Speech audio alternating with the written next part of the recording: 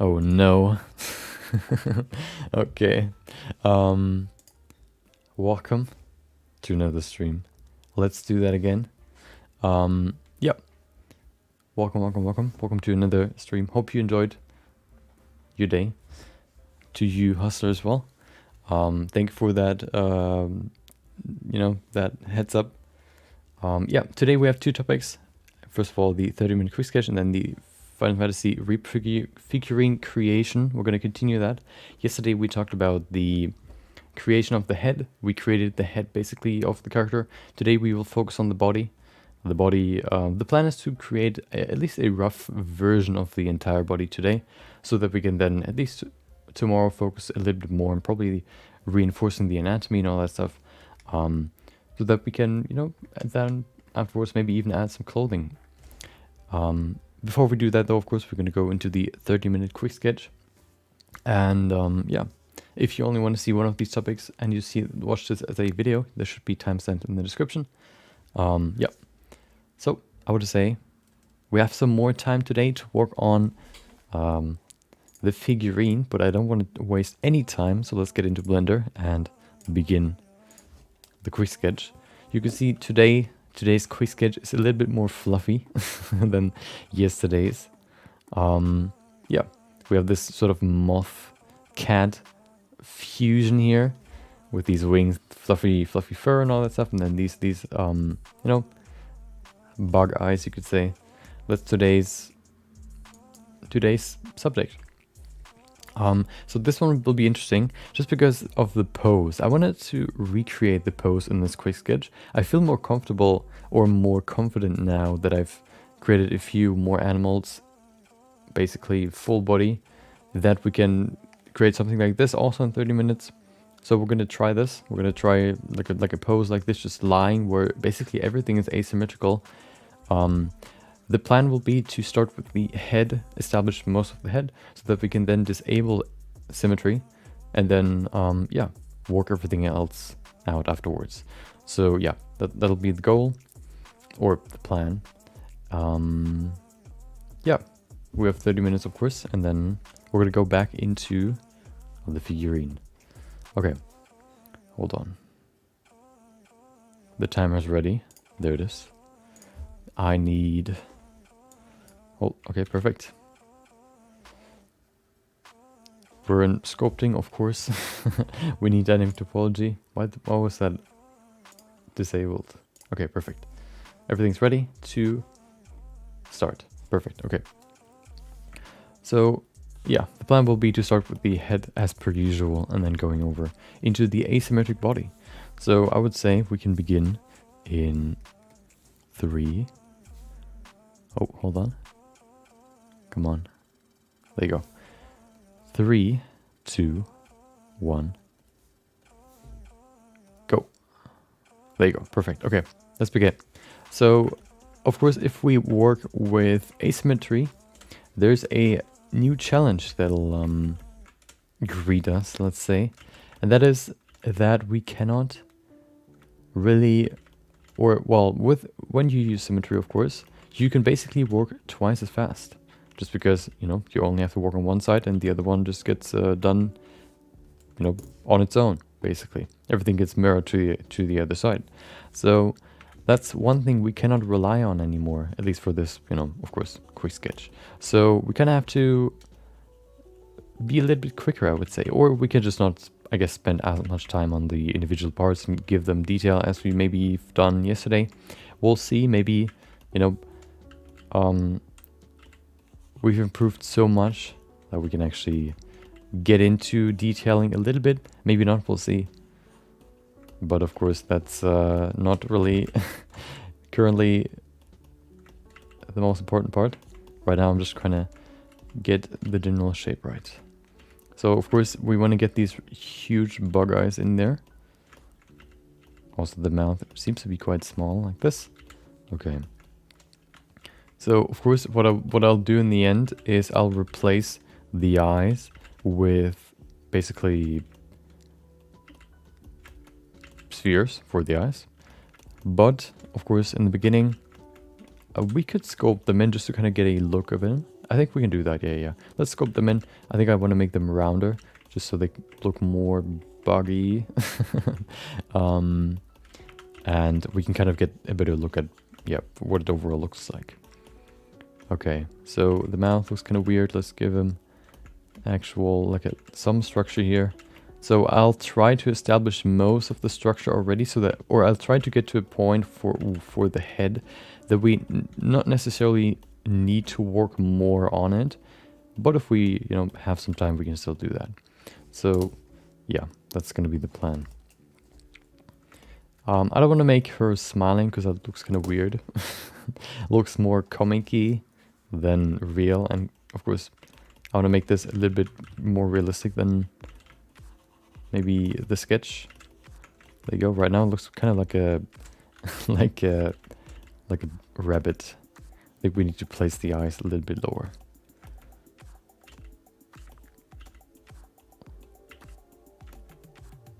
Okay.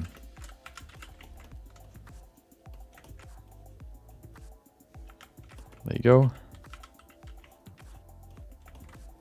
Okay, so we have the basics for the face, you could say, but nothing else. So why don't we work on the rest? How about we bring in, well, first of all, I think the head is way too high, so pulling that down should help a lot. And then giving her ears should also help in shaping it a little bit more like the sketch. I think what is missing right now, which, you know, will really help make this look more like the sketch, is first of all the ears or antenna or whatever that's supposed to be, and then also the fur around or basically like the head fur. I think that is also one part that is still missing. There you go. It doesn't really the nose doesn't really look like a cat's nose. They have a certain, like, I think they have like a diamond nose shape that I try to keep in here. There you go. Of course, these fluffy cheeks here. There you go. Okay. Still kind of looks like a rabbit, probably just because of these huge eyes. But let's bring in the ears first. So the ears are quite pointy. They have like this triangle shape going from probably here backwards. Hold on, we need a little bit more geometry here. There you go. So they go from here somewhere backwards in this triangle shape, and then probably like this. There you go. Filling it up, and then we can pull them out. They might be a little bit further into the middle than they need to, but we can still change that later. There you go.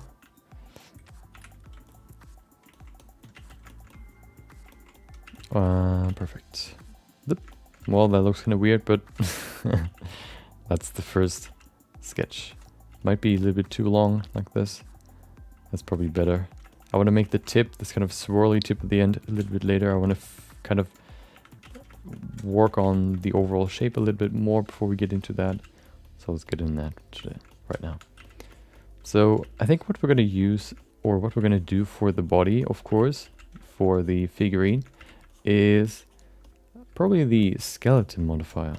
I don't know if we've ever used it before. We've used it for the, what is it called?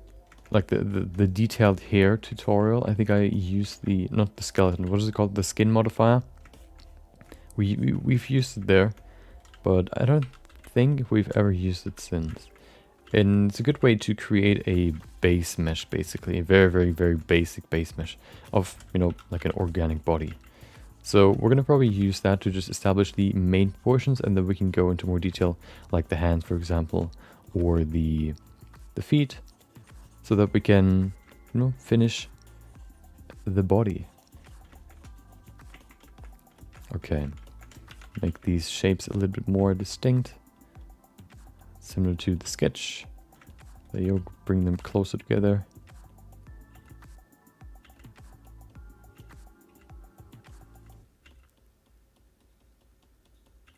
Make them more like roundish and soft. That kind of helps make the character look more, you know, fluffy and and yeah, basically like soft. if there are no harsh edges, it looks softer. There you go. And we're looking at the clock. 5 minutes. No, already almost 7 minutes. Okay.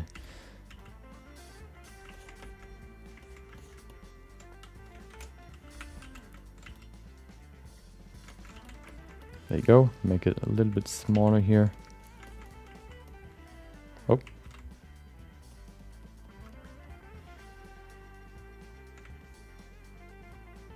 Oh no. Please don't crash. And it crashed. Let's try again. I have to remind myself not to smooth too fast apparently. I hate when that happens, but of course, sometimes you just gotta be punished for doing what you always do. Just not this time. Okay, let's try again. It's so annoying that when you just, you know, what I do is not so that I don't smooth like super much and I don't have to switch the strength of my smooth brush. I just tap it like this. This way I can, you know, just apply a little bit of pressure. But if I do that too quickly, it just for some reason sometimes just crashes. And that's what happened here. So let's try again. There you go. Okay. Oh, hold on, I need to grab my reference. There you go. Okay. Perfect. What's annoying about it is not really that I have to do it again, but more that like the time that has been wasted for nothing, basically. I don't want to, you know, save every 2 minutes. That's also annoying. Auto save, it doesn't really work if you've never saved before, so you know. Okay.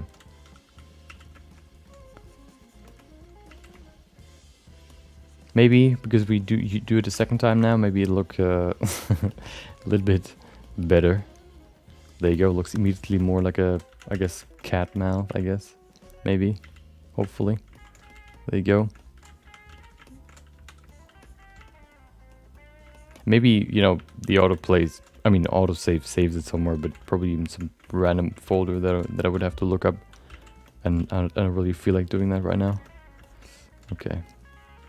At least now we kind of know what we have to do, you know, to to get this into the shape that we want it to be. Oh, let's just pull them out. There you go. For the eyes, they look kind of weird. We need to pull them together. This one outwards. Okay.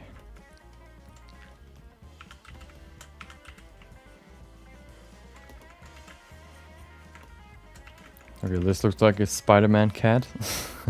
Maybe the eyes are actually too big. I think they need to be more round than big for this. So maybe we just need to make them a little bit, you know, we can make them actually quite a little bit smaller. Do this. There you go. Let me just quickly create eyes here. There you go. They also seem to be looking like bug eyes right now. That's probably because of the rotation for the eyes. We can probably fix that by just kind of pushing the back forward and or like outwards and the front inwards to kind of create eyes that look more forwards. There you go. Smooth it. Okay. The eyes are way too high. There you go. Okay. Hold on. This looks weird. I think they're too far apart. We need to pull them closer. Maybe, you know, the second time is not better.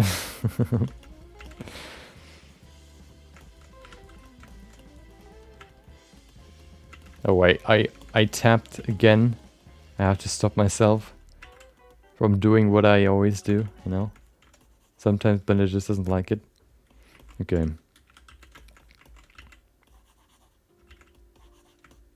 There you go. Kind of shape it a little bit better. Make it rounder and or more like a cat's eye. Yeah, that's pretty okay. We definitely want to make the nose a little bit, or the mouth overall a little bit smaller, so we can just push it together. There you go. Perfect. Okay.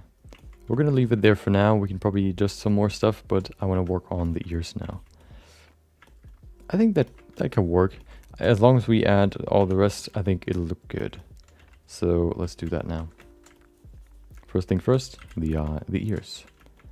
The ears start right here. Da-da-da, and then outwards, this triangle shape. Like this.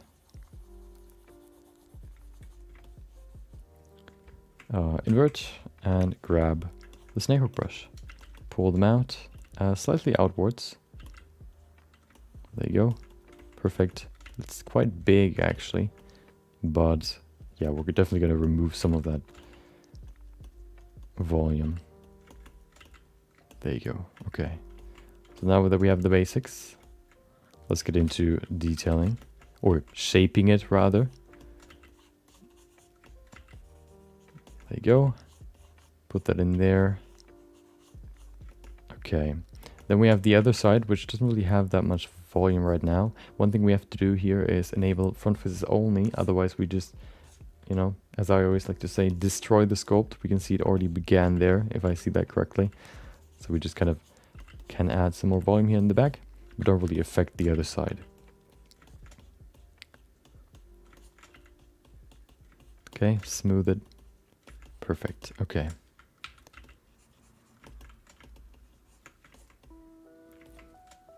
I'm going to grab my, what is it called? Snakehook brush to make these tips. But before we do that, we can make these ears a little bit,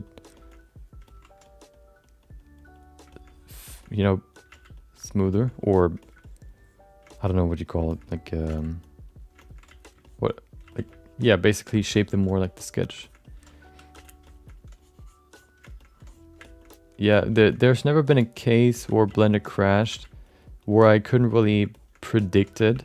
Like if you know, bump up the subdivisions one too many times, for example, then it crashes.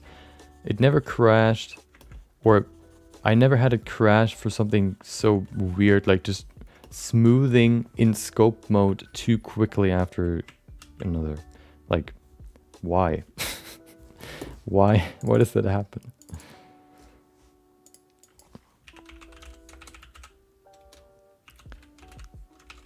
Quick sketch day 205. There you go. Okay. Yeah, it's so annoying, and it's like I don't even know what to do about it. I just accept it.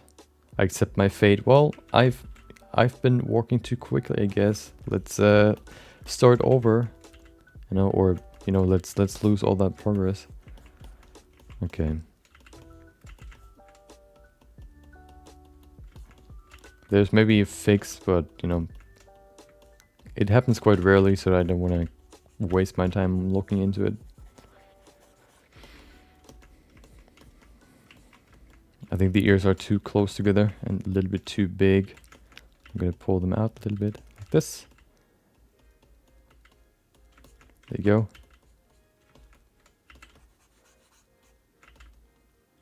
Okay.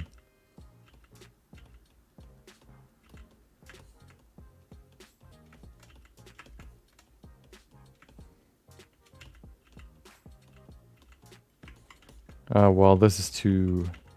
It's not smooth enough, so I'm just gonna smooth out the ear a little bit. Kind of the curves that we have in here. That's probably okay for now. Okay, let's work on the rest. We get... Oh, let's make them a little bit longer. There you go. Just a little bit. Perfect, okay. Okay, so now that we actually can progress in this, let's add the fur on the head. So we have some basically like over here, like right here, for example. Let's make it a little bit stronger. It begins somewhere over here, goes around the main face, you could say. Kind of goes backwards like this, and then also over here. There you go, kind of wrapping around the back of the head, as if she had a receding hairline, I guess. There you go. Okay. It's not really super... yeah, actually, we need to give this some more shape. I'm going to pull this out just to kind of create this sort of oval shape. I think that's oftentimes what you see for cats, this sort of oval shape. I want to reinforce that here as well, using the crease brush, of course, to give this some more flow. The fur. There you go. No, hold on. Pull this down, smooth it a little bit. Okay. The eyes look kind of weird. I think the mouth is too big. We need to make it a little bit shorter and a little bit smaller. There you go. Just a little bit. The eyes are okay. Okay. So I think we need a little bit more fur here in the front, just to kind of go wrap around the ears. I mean, yeah, basically. There you go. Looks kind of weird right now. Hopefully it'll look better when we add the body, which is probably soon. We have 20 minutes left. Let's go to the body in just a second. Before we do that though, I kind of want to make these eyes, put them a little bit closer into the middle. Actually no, just kind of tilt them inwards a little bit. That can probably help. Actually, I don't know. First of all, the mouth needs to be thinner. That's definitely one thing we need to add. I mean, change. There you go.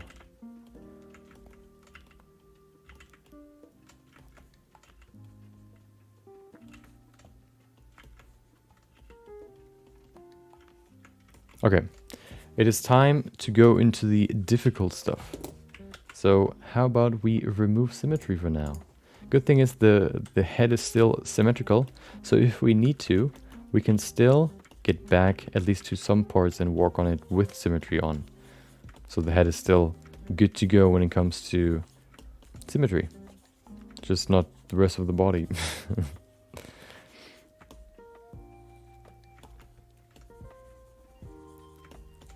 There you go. Select everything. Kind of making sure that it's sort of the same on both sides. Perfect. Invert. Okay. So now we have to nail basically the base of the body. We have basically the chest in the front. Kind of looks like this. Well, that's already asymmetrical. Well, that's okay. There you go, kind of the chest being there. Fluffy little chest right there. Then we have the body, starting with the shoulders, of course. I'm just gonna pull out like a huge blob first, and then we can shape it into something more that looks like anatomy rather than just, I guess, mass. He's kind of, or it's kind of sitting or lying on the ground, of course, in this sort of sideways position. So it's kind of hard to see really the angle that we have here. Okay, pull it sideways like this. Just going to start establishing an angle. Let's see.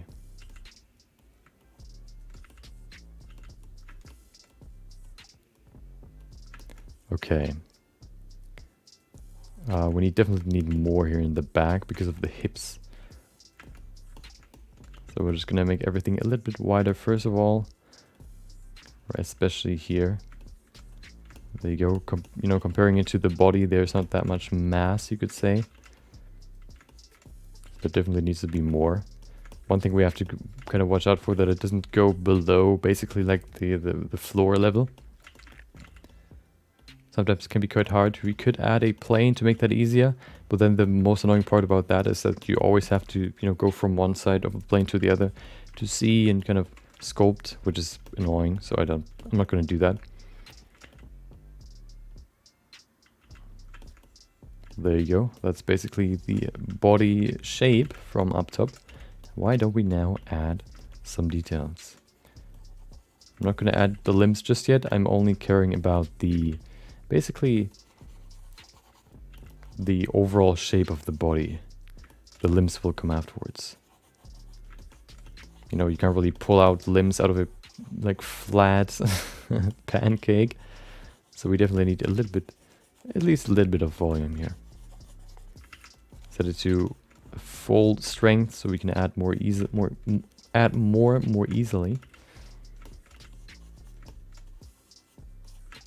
Smooth it. Okay.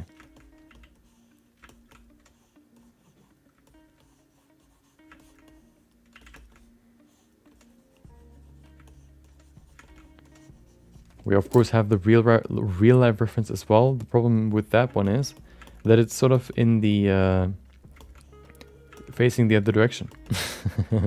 So it may be a little bit harder to use as good references, as a good reference, but it's better than nothing. We could say we can use the sketch as the main reference, and then we can use the other one as the secondary reference. There you go. Here's the leg. Maybe a little bit too high. We can pull it lower. And then we need more room here in the back, just because that's where both legs basically lie on the floor. Or at least the other one.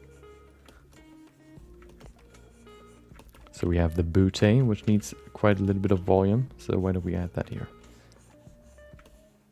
Okay, I think that's pretty okay for now. You can see quite a bump right here for the real life reference. So we might need a little bit more volume here. What happened here? Why did I destroy my sculpt? Hopefully that doesn't prevail. Hopefully that doesn't stay there. We'll see. Wait, why is dynamic topology disabled? There you go. Now it's fixed. Okay, I don't know why that happened. Okay, I think that's okay for now. Let's add some limbs. We have, of course, both legs, both back legs on one side, kind of, you know, one underneath the other. And then we have one front leg on one side and one on the other. One thing that we need to do here is kind of establish a good first limb right here. That'll be for the forearm, I mean the upper arm. Shoulders right there. Okay, we're gonna grab the mask brush and kind of, oh, actually before we do that, kind of want to make this, pull this out some more forward. Like this. Perfect.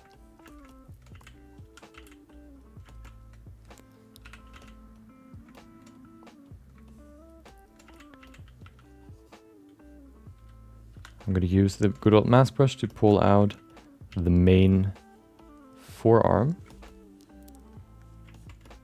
Might be a little bit too small. I'm going to select some more. Actually, no, we actually don't need to. We can just attach it to the body, I guess you could say. That's probably a good choice here. Because otherwise we just have this sort of very, very, very thin separation between the two pieces of sculpt, which can be really, really annoying to work with. We could only work with super, super small brushes, which is always annoying to do. So why don't we not do that?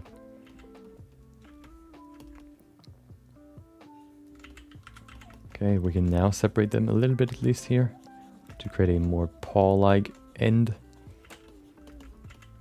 There you go, make it a little bit longer. Shape it more into a paw. Okay, this will be the first beginning. We have 12 minutes left. Or 13. Perfect. Okay, we're gonna care about the basic limb shape first before we do anything else. So, you know, it'll look weird for now. But that's okay.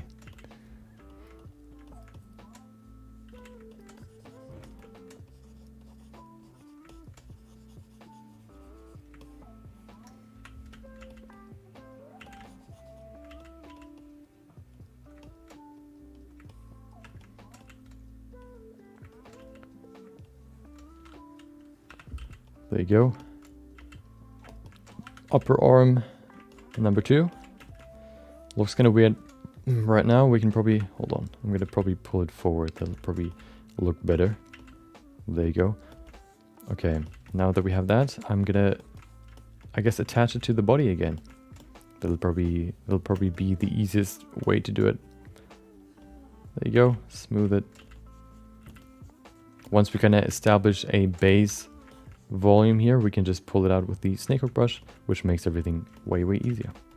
We don't have to, we also have to make sure that we don't go underneath the plane again. I'm probably not gonna add a plane here, but it is still, you know, useful to, there you go, like, to think about it. As if, you know, as if she would lie on a plane, but she doesn't really. She, they, he, whatever. It. There you go.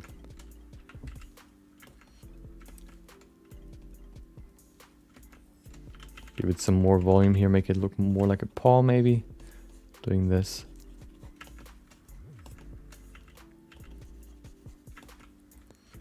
Welcome back. Yash Gal16. Or Yash. Hope you enjoyed your Tuesday. Maybe Tuesday was an exciting day, maybe not. Maybe it was boring as per usual. Maybe it was awesome as per usual. Hopefully this scope will turn out okay. We'll see though. It'll definitely not turn out awesome as per usual. There you go. That's okay for now. Let's see. There you go. Okay, we do the same here. Just kind of a rough shape for now. We can focus on it more later.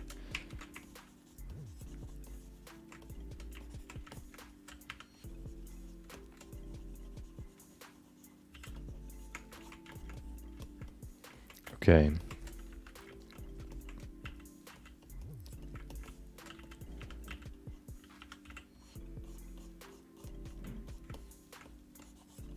We don't really see the underside. I think it still helps doing that, even though we can't see it really. There you go, perfect. Okay, I'm not gonna work on the front for now. I'm gonna work on the back first. So first things first, we have the easy back leg, which is right here. The left one, the one up top. And then we have the other one that is kind of underneath it. For this cat, or for this sketch, it is quite far forward. We'll see if we do that. Yeah, we wanted to make this sort of pose right here, which includes a lot of asymmetry. That's why symmetry is off currently. Maybe we'll activate it for the head. So for the head we've used symmetry, but everything else is without. So that's, you know, a little challenge, I guess you could say.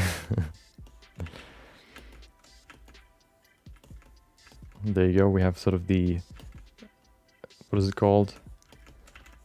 The thigh.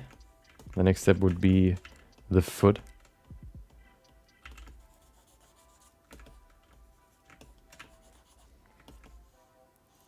So we're going to grab the next mask and create the foot. Well, we probably need to go forward a little bit. There you go, okay. Invert, grab snake hook and pull it out. It's always weird to see like these animals with these super fluffy, or animal scopes with these super fluffy like fur. Before you really add the fluffiness to the fur, it really just looks like some sort of onesie sweater or whatever. Because everything's just like one part, and it's so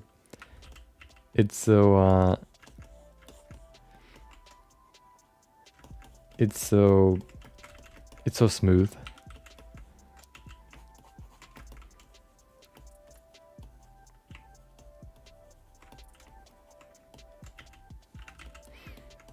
I guess volume should be similar, and then details can be changed. What do you mean? Without the mirror? I mean, without the basic symmetry?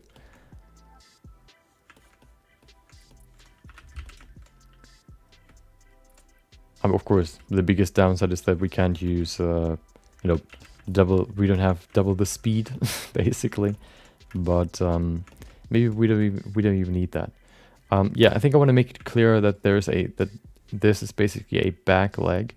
I don't know if that's supposed to be the case here. It doesn't seem like that. They actually have 3 limbs on each side. We're not going to add that. I'm not going to add another limb here. I'm just going to, you know, bring the other leg to this side. That's why we have this reference. There you go. grab the good old mask, create a simple selection. We probably need to make it bigger and pull it out some more. There you go. Invert, grab, not the pose brush, but the snakehook brush. Pull it out slightly. There you go. That's basically the leg right here, but from the other side. And then we can pull out the foot, making sure that it's not thin and not too thin. There you go.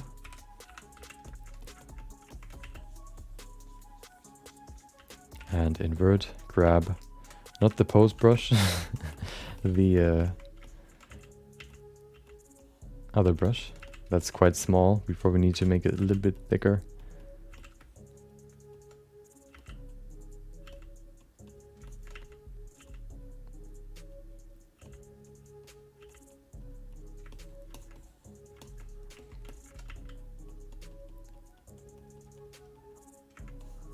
There you go. We can actually tilt it slightly if we... Well, let's see if that works. Volume can be symmetries and can speed up work, and to make asymmetrical power we can put off symmetry and make details as per need. Yeah, the problem is because of the pose, we can't really add symmetry because it's you know, the pose is so asymmetrical that we can't really add symmetry. Well, we can add it for the head, but then afterwards we go off like the symmetry line, the symmetry axis. So we can't really use it at all basically for the body. Of course, that's kind of like a, you know, struggle because we have to work on each individual limb, not just 2 but actually 4. But you know, we have 4 minutes left. Oh no, okay. Let's see. How about we do some work here in these 4 minutes? I'm not gonna smooth it anymore. I'm gonna work with what we have here. Smooth everything out a little bit more here.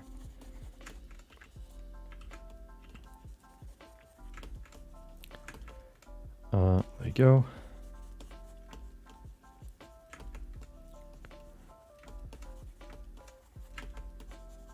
Oh, we need a tail. Hold on. On wings as well. Oh no. Okay, I'm gonna add rough fur here, and then we can go into the tail part and the wings, giving her this nice little fluffy chest.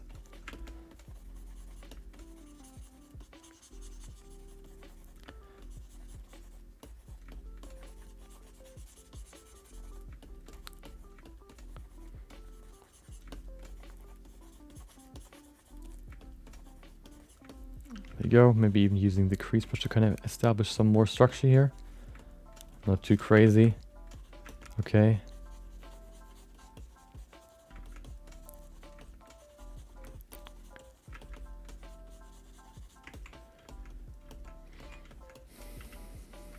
Making sure that this arm and the other one are both quite furry. Not just this smooth surface here. Okay.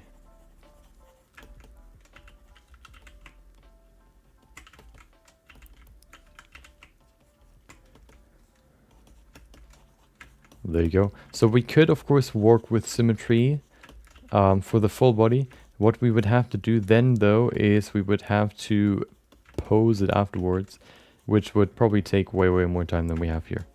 2 minutes, okay.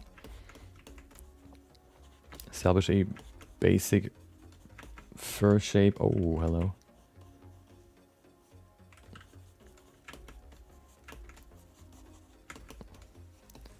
There you go.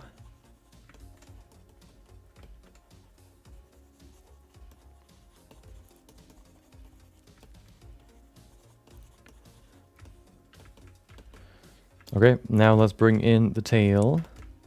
The tail will be back here, of course, who would have guessed. Invert it, grab the snakehook brush and pull out the tail. It's kind of super fluffy, so we kind of definitely have to do a lot here to add more volume. First thing first, we need to establish the shape though. Beginning with this super sort of waviness, like this. Oh. Hold on.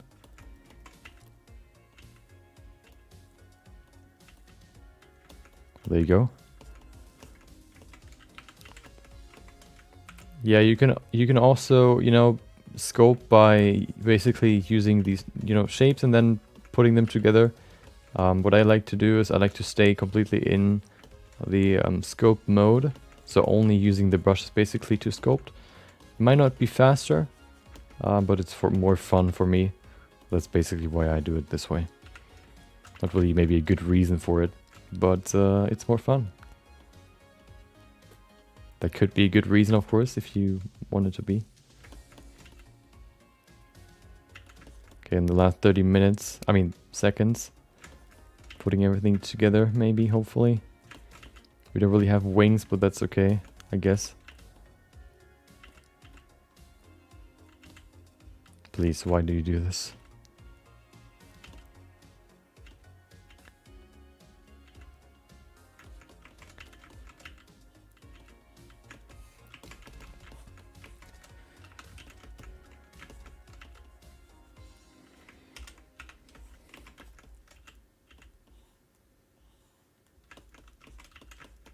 Nope, this will not look like a wing. Nope. I'm not gonna attempt wings. Yeah, I'm not gonna do that. I'm just gonna keep it like this. You know, then it's just gonna be a cat with bug eyes, I guess. Let's see what that looks like.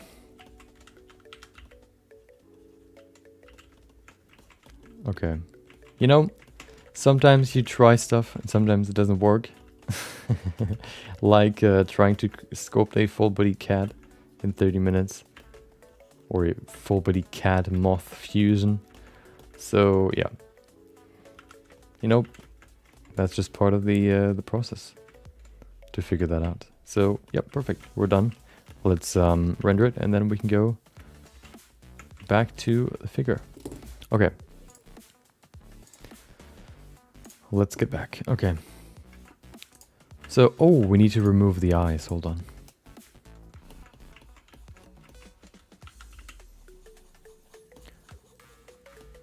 There you go. Making space, making room for the spheres that we're going to add. Right here.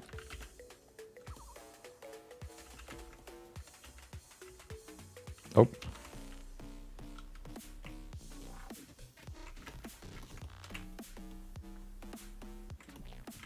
Doing the same on the other side. Oh wait, actually forgot to remove symmetry. I mean add symmetry for this, but should still work. Didn't really change the shape too much, so maybe we can even use symmetry for the eyes or for the sphere. For the eye sphere basically.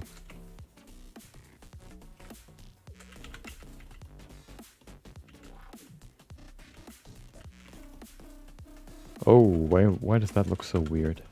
Probably because there's no sharp line here. There you go.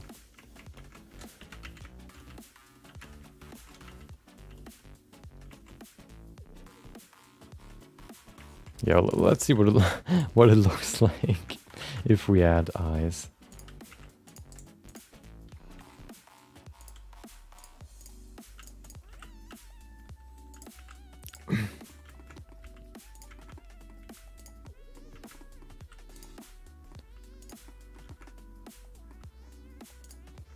I think it's okay.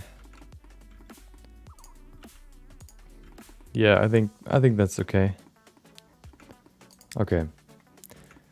Let's create a quick render of this monstrosity, and then we can get back to the figure.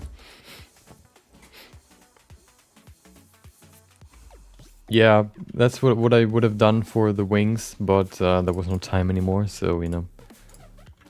That's what we end up with. Let's create a quick render. Maybe we can, you know, at least save it somewhat with the shader. Let's see. And some good lighting. Maybe we just make it completely black. That could be good lighting.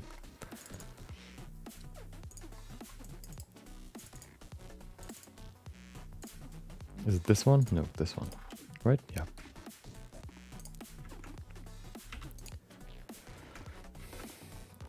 Okay, I'm first gonna place this more in the middle, like this, so I don't have to move the camera too much.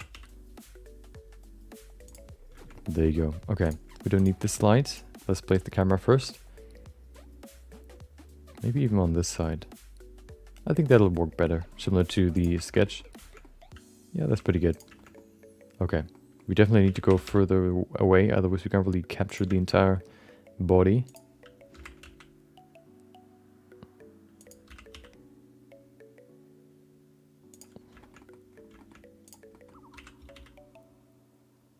There you go.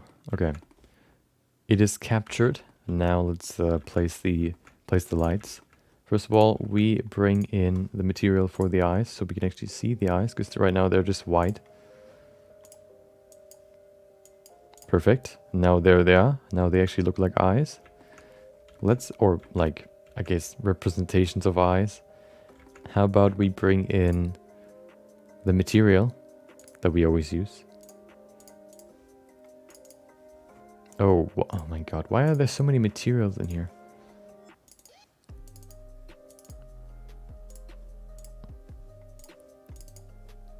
There it is. Is it this one? Should be. Yeah. Okay. Let's see if we can save the structure a little bit more. Yeah, I think that's okay. Doesn't really look perfect, but you know, it's a beginning. Well, it's not really a beginning, but it looks better than before, you could say. Let's place the lights and then we can render this. I think I like the light coming from this side. Let's see where we can place the other light. Oh, hold on. There you go. Welcome back, David. Hope you've enjoyed your day. We just finished the quick sketch, and then we're gonna go back to the figure. Today, focusing on the full body, basically. There you go.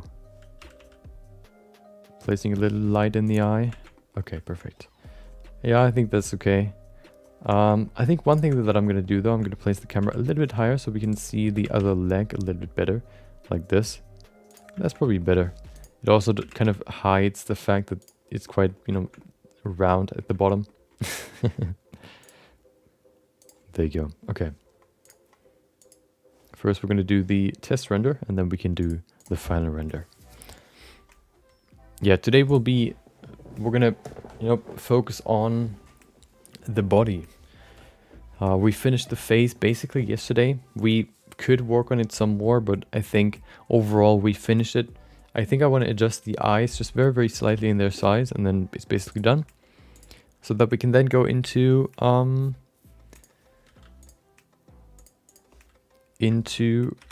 the body. The body, of course, one important part of the character. So yeah, today will be the focus. The focus will be on the body. Okay. My day was pretty good. Pretty chill, you could say. Nothing crazy going on. There you go. Nope, hold on. There it is. Put some glare in there. Oh.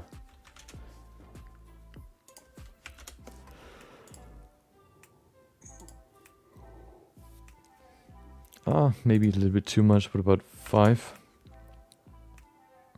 Let's say 4. Okay.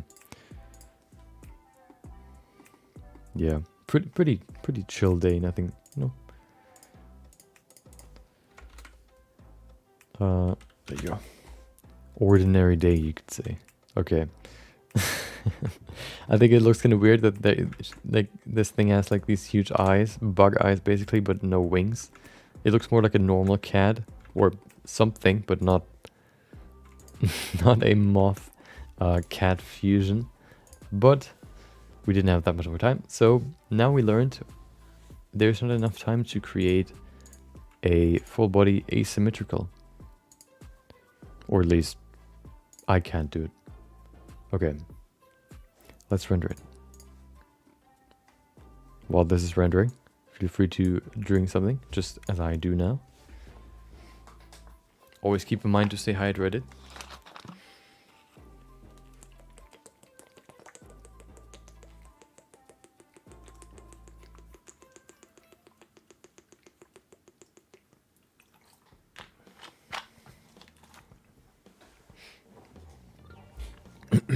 But of course, that is the you could say normal. That's the nature of quick sketches. Sometimes it works, sometimes it doesn't. It seems like it can render. It seems like it can render some of these tiles faster than others. You can see these ones are quite, they seem to be done already. These ones were basically the cat or the creature is in, or where kind of occupies more space in the tile. It takes longer to render. I wonder if it starts using GPU, but then it switches to CPU at the end, or it's still a hybrid, but they kind of see which one's more effective in rendering the specific tile, I guess, and then they switch it, maybe? I don't know. 47 seconds. Oh no, way too long. We can't wait. Hold on. Oh, Photoshop is open. Perfect.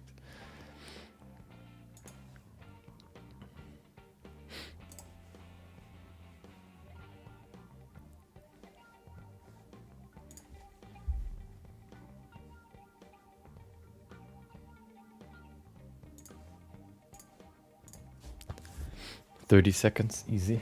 Okay, yep. Hopefully we can finish at least a rough, I guess, sketch of the body. The plan will be, you know, as I said before, creating a frame out of the like a skeleton mesh, basically, out of just some vertices and the skin modifier, and then we can, you know, detail it some more, like the hands, for example, or the feet, to finish the body. You know, the body in itself is quite, I guess, simple in its design when you want to kind of sculpt it quite roughly. But then, of course, if you go into the hands, like hands are probably maybe even more complex than faces, if you want to, you know, debatably. But you know, so yeah, hands, maybe even feet. Good thing is with feet, the character will wear like boots, so we don't really need to add toes, for example. But of course we need hands, or, you know, individual fingers, because he's wearing gloves, so that's one thing we can't really get around. But at least we can spare the time, or we can save some time sculpting no toes.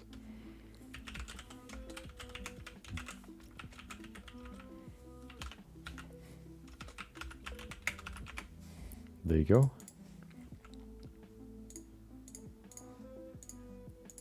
Okay, let's get into Photoshop and finish the render. Hold on. There it is.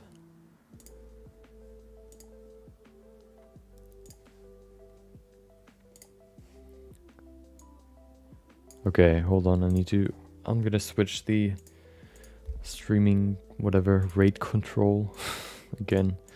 Maybe that'll fix the fluctuations. There you go. Okay, let's do some post-production. Wait, you can't. Why can you not see Photoshop anymore? That's so annoying. It seems like something is bugged. Maybe it can't really capture the newest version, which doesn't really make sense. What if I opened it again? Hold on. Does that work? No. I guess we just go to display capture then. There you go. Okay. First of all, we need some selective color correction. How about we bring down the gray tones to give the image some more depth? There you go. We use whites maybe to bring some more contrast in, just a little bit, and then black. I don't really change black too much. I kind of want to have a dark gray background in the background. If I change the black value, usually that, you know, gets too dark. We basically just make it pure black, which is not what I wanted. There you go. One more thing that we need is the texture. So let's grab the texture and then we're done. I think what I'm going to do for this project, because this is quite an, I guess, all-encompassing project when it comes to character modeling, is I'll have a, I guess, basic thumbnail when the stream basically is live. And then afterwards, I'm gonna replace it with a thumbnail that has the subject of the stream in it, basically. So I changed the thumbnail from yesterday's stream to basically a quick render of the head that we sculpted. And then, you know, once we, or if we finish the body today, or as far as we come, I'm gonna create a, you know, quick thumbnail with that in the thumbnail, just so, you know, if somebody tries to rewatch it, they know when what's coming. Okay, wait. Oh, we need the texture. What did I do? Textures.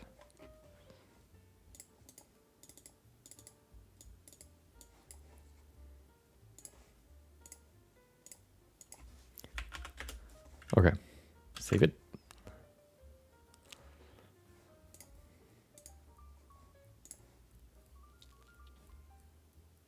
Perfect. Save it as a JPEG.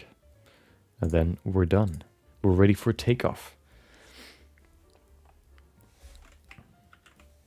Okay, get back to Blender. Let's import it. Hold on, let me actually open up the file from yesterday. There you go. Look at him. So yeah, that's what we finished yesterday. Today we will, oh, I think the ears are a little bit too big still. Maybe a little bit too high. But yeah, we're gonna focus on the body today.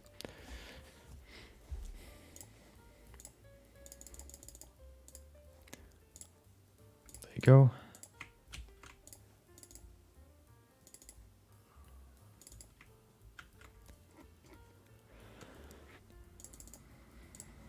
Perfect, okay.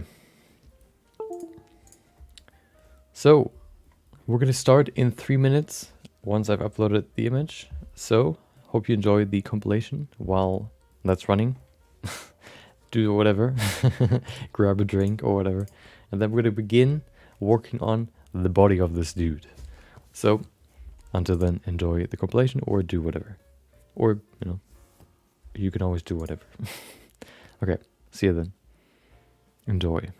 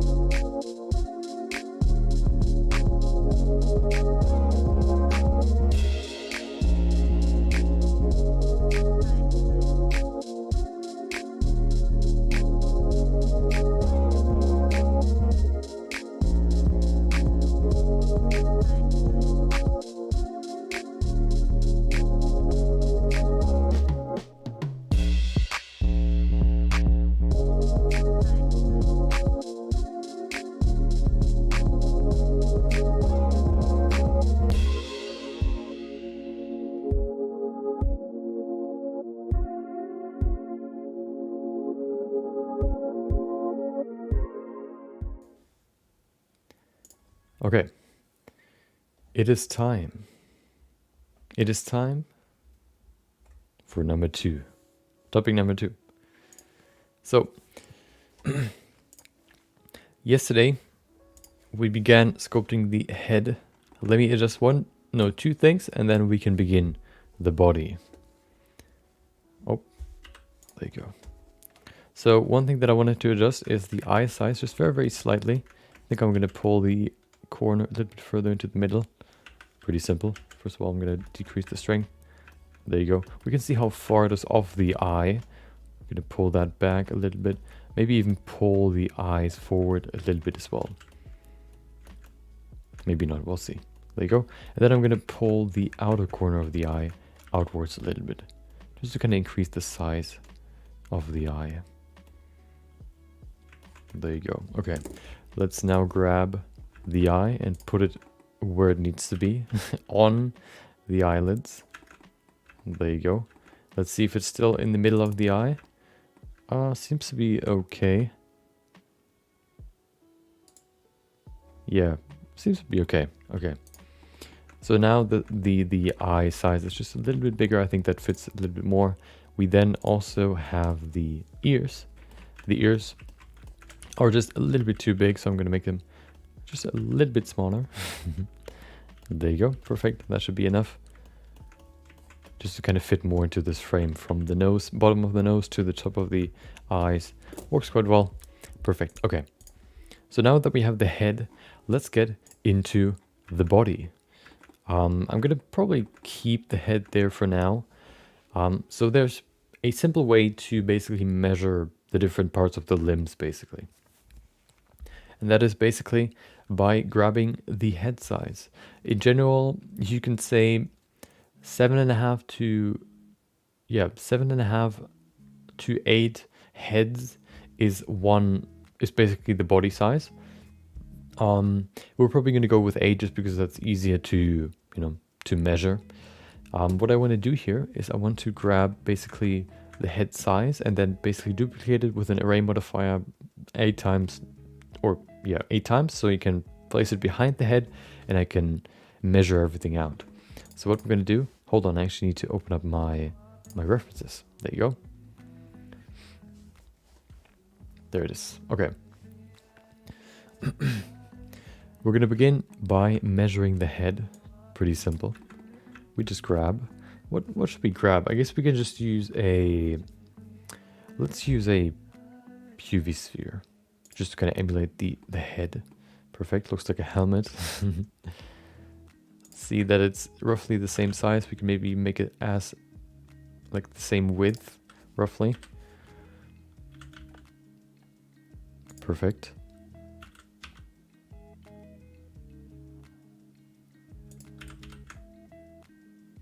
Okay, so now we have from the chin to the top of the head, the size. We can put it behind the head, and then we can grab. We can go into the modifiers and we can use the array modifier. There you go. We can set it to not factor of 1 on the x-axis, but actually factor by 1 on the z-axis. No, -1. There you go. So it goes downwards. And of course, because of these 8 heads, the highest head basically is the head itself. So we go 7 down. 2, 3, 4, 5, 6, 7. And now we basically have the size of 8 heads. Perfect. Okay. So the next step will be to create basically the body. The body is separated, of course, into the upper body and the lower body. Then you can maybe separate it more into limbs if you wanted to. I think there's like, I don't know, I think I heard it in like a YouTube video.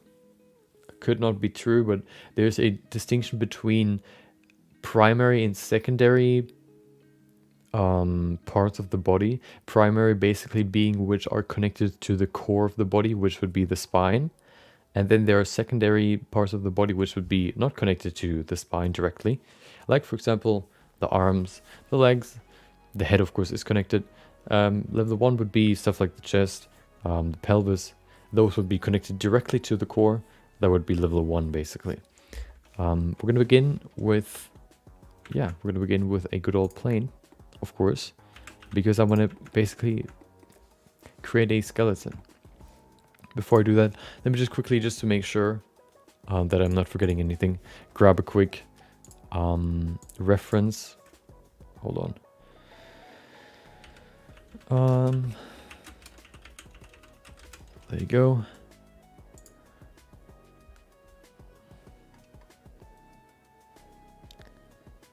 Where's the good old sketching reference from the mail and hold on. Body height reference, I guess. No. Please. What, dude, I'm blanking. What can I Google to find the reference? Body. Oh, body proportion drawing. There you go. There it is. Okay. So that's what I mean here. This one's 7.5. We're gonna go with 8. 8 is basically like a hero figure. So it fits probably quite well for what we... Actually, no, I'm gonna go with 7.5. This way we can create a more realistic, I guess, body. I don't think a Reaper would look like super heroistic like Superman. Superman is like, because of he's so strong and all that stuff, you know, he has all these muscles and it's like has the stature.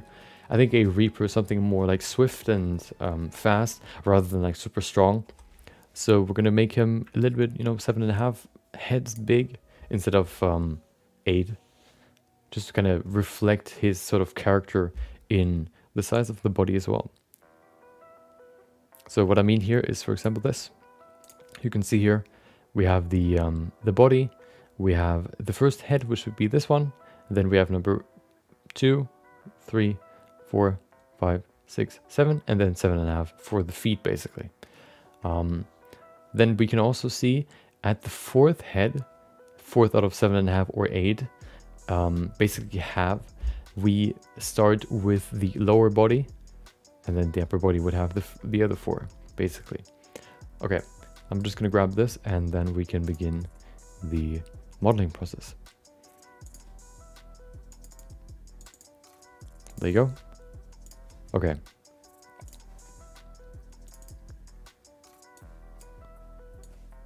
As I said before, the references will keep evolving as we get more and more and more for different occasions. Okay, so now that we have the body reference, we can begin creating the body. We're going to use a specific modifier to do that. The modifier, as I said before, is the skin modifier. I'm going to try that first. We could use either the skin modifier or just primitive objects to create a body. I want to try the skin modifier first, just to kind of see if that works. It could probably work, but which one's more convenient, I guess you could say. So we're going to begin with the skin modifier. If we basically, what the skin modifier does is it creates a sort of like a volume around every vertex or around every edge. Which means if we now use this and bring it together using Shift X to merge all the vertices together in the center, you can see now we have a single vertex in the middle. If we now use a skin modifier, we can see we have this small block right there. And we can shape this small block into whatever we want. So what we can do here is we can now grab it and we can extend it, and now we have this. We can do it a few more times and now we have this sort of, I don't know, thunderbolt. And now we can use this to create the skeleton. We're going to go into orthographic view because that's easier to model in. And then let's begin creating the head. In general, shoulder width is roughly, basically from one shoulder to the other is 3 heads. So you have the head in the middle, and then you have 2 heads next to the head in the middle, which basically makes up the width of the shoulders. So we could, for example, go in here and make this wider all the way to the head width, roughly over there. And then we can move it over. Well, okay, well, that actually doesn't happen. That doesn't work because it's by extruding it, it kind of, you know, restarts the volume. So we can kind of guess it, or we can just grab one of these spheres here again and remove the modifier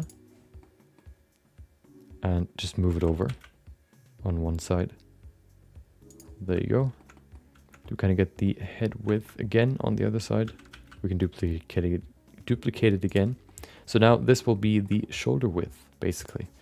Going back into orthographic view, we can grab this and pull it outwards all the way to the end of this. Maybe a little bit shorter, just because we still have to add muscles to it. Maybe over here. That's where the, what is it called? The joint is for the upper arm bone. We're going to do the same on the other side, just extruding it to the other side. We could probably use symmetry as well. Let's use symmetry, that's probably easier. Yeah. I mean, a mirror modifier, basically. There you go. We're going to say clipping. Okay. Put that in front of the skin modifier, and there you go. Now it's connected. Perfect. Okay, now we only have to work on one side. Okay. And then we can use the middle piece, where it basically connects to his neck. We can use that and put that in basically all the way down to number 4. 1, 2, 3, 4. Down here. Wait, 1, 2, 3, 4. 1, 2, 3. Wait, are those not only 7? 1, 2, 3, 4, 5, 6, 7. Oh, we need one more head. Okay. We need to grab the head and add one more. 8. There you go. Okay. So now that we have 8 heads, we're going to go to 7.5. But, of course, the upper body will not go to 7.5. The upper body will go to number 4. So we're going to extrude it again and pull it down all the way down to 1, 2, 3, 4. All the way down to there. That's where the pelvis basically is. We could maybe... No, we're going to leave it there. That's where the end of the pelvis is.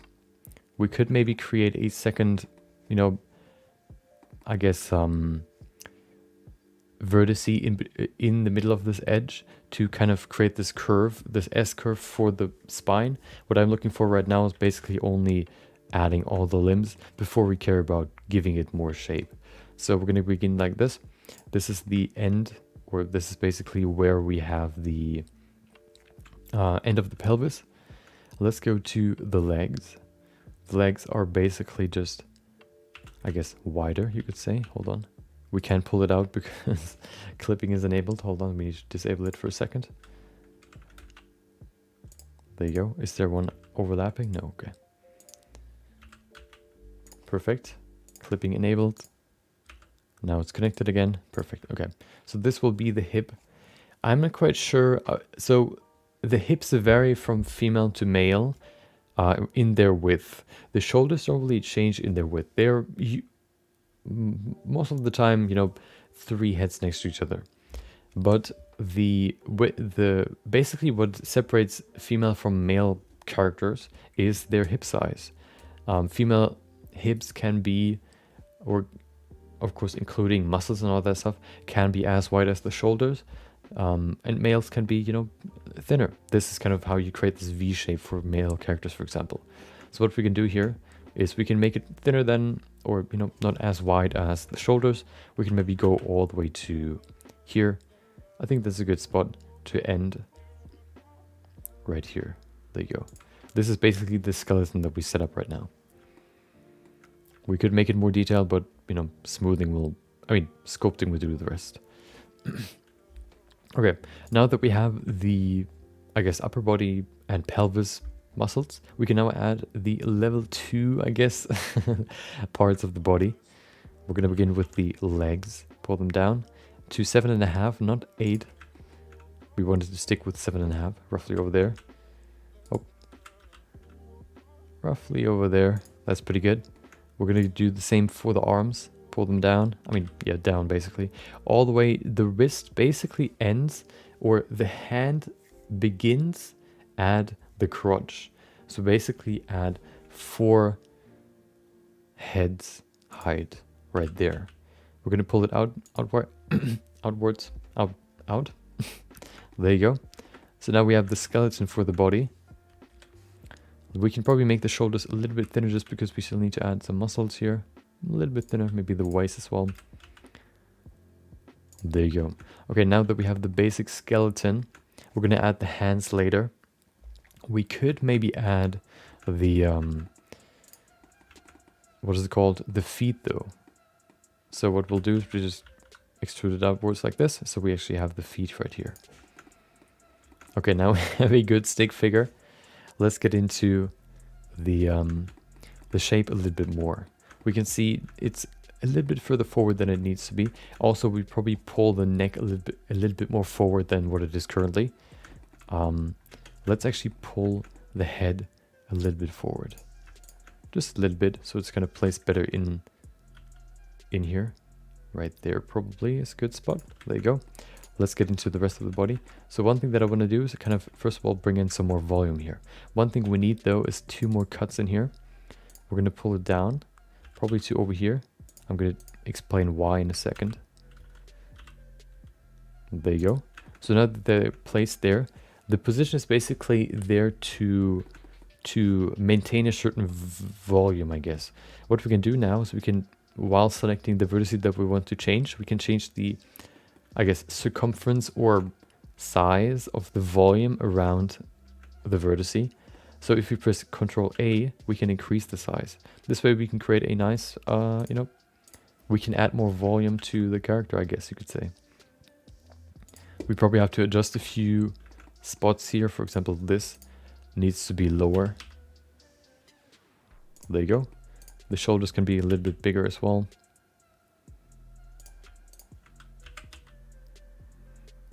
Perfect. Now we have kind of the chest region. We need some more volume here. We definitely need to make this wider. Okay. There you go, making the hips wider as well. There you go, pulling them probably a little bit closer together because we've added some more volume. We definitely need to work on that some more. There you go. We need a cut in the middle of these 2 legs, or the long leg here, to indicate where the knee is. The knee is roughly in the middle of both the thigh and the, what is it? I can't remember. The knee is basically in the middle of the lower body. I'm gonna add one more here for the thigh, right there, and then one more for, actually 2 more for the, dude. There's thigh and then there's the whatever it's called. Anatomy names aren't really my strong suit. Okay, so now that we have basically the points that we need, let's give them some more volume. First things first that I see, I think the hips definitely overall are a little bit too wide. I'm going to make them a little bit thinner here. Maybe we can make the middle piece a little bit bigger. There you go. Okay, we can make the legs bigger. We can probably also pull them together a little bit more.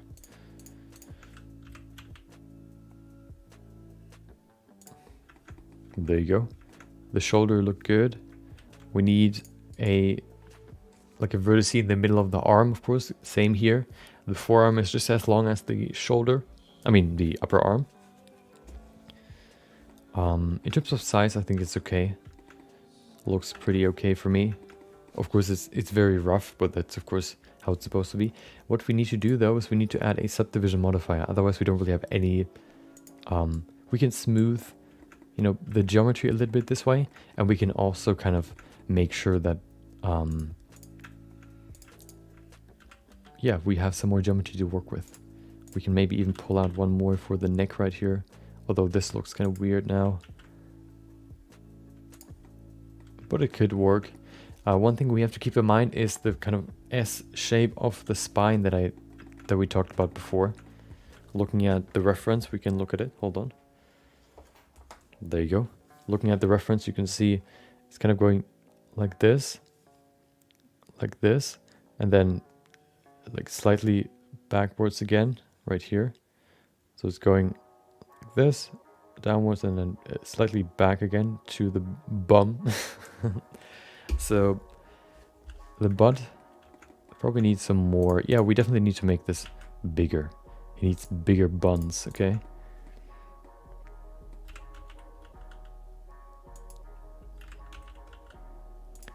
There you go. We have the S shape, which means we need to pull back probably over here for the S shape to work, like this. Okay. The arms don't really need to change. We can maybe put the shoulders a little bit closer. There you go.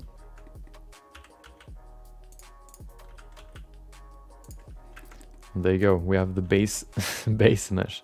So this is a quick way to do it. I think a more detailed way to do it would be to use a like primitives to do it.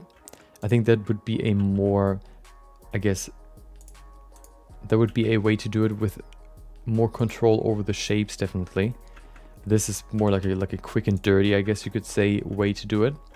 The good thing with this is that we don't really need to focus on the, well, we can go into sculpting faster, which is good. And yeah, basically we can go into sculpting faster, and that's what we're going to do in just a second. Let's look at the sculpt. I think the proportions are okay. We just have to work on, of course, it still looks like a stick figure. So the first goal will be to establish the basic body the basic muscle groups, basically. Because right now it just looks like a stick figure still. One thing we can do probably is kind of pull the shoulder back as well. There you go. Give him a more natural posture. Okay, perfect. We're gonna give him this A pose so that we can afterwards pose him. We're not gonna pose him in like immediately because, you know, as long as we can work with symmetry, why not do that, you know? Why not utilize symmetry as long as possible? Okay, now that we have the basic shape, we could, you know, duplicate this once so we can basically you know, work on this, or we can you know, do some adjustments here if we wanted to. I think that's what I'm going to do. What I like to do, you know, I like to create a collection that's just called backup, and then I add stuff in there that basically ensures non-destructible working or semi-non-destructible working. What I mean by that is basically non-destructible working is when you work on something and you can always go back to its original shape. For Blender, that would, so for example, be modifiers. You know, you can apply a modifier, you can apply multiple modifiers. The shape could change completely, but if you remove all the modifiers, you know, you still have the basic shape. We can do that, well, with sculpting not really that well, but what we can do is we can at least, you know, duplicate the original shape so that if we need to go back, we can still do that. Okay. Yeah, let's go into sculpt mode. We're gonna apply everything in here. Hold on, did I duplicate it? No, I didn't. Okay. I'm gonna duplicate the, let's call it body rough backup. There you go. Duplicate it. Call it body. Hold on. Oh, wait. How did I rename it? Whoa. Hold on. Thanks for the follow.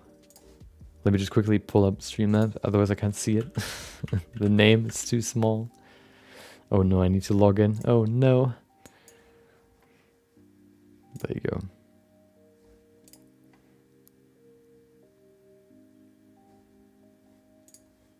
Come on.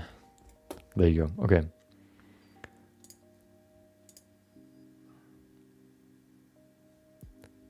Wait, please. Wait, I'm not logged. Oh, I am. Okay. Where am I?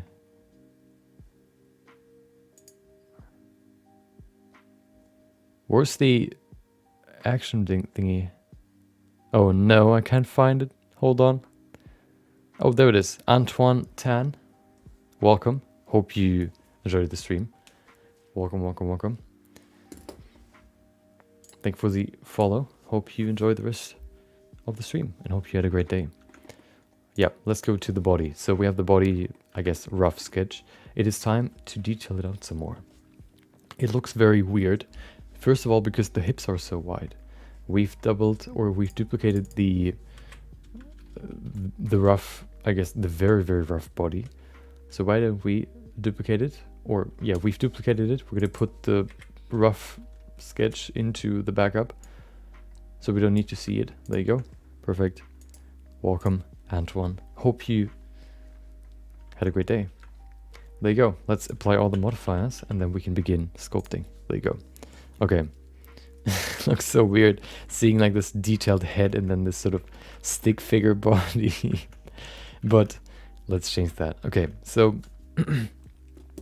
I think first things first, what I actually want to do, I want to change the neck of the head so we can move the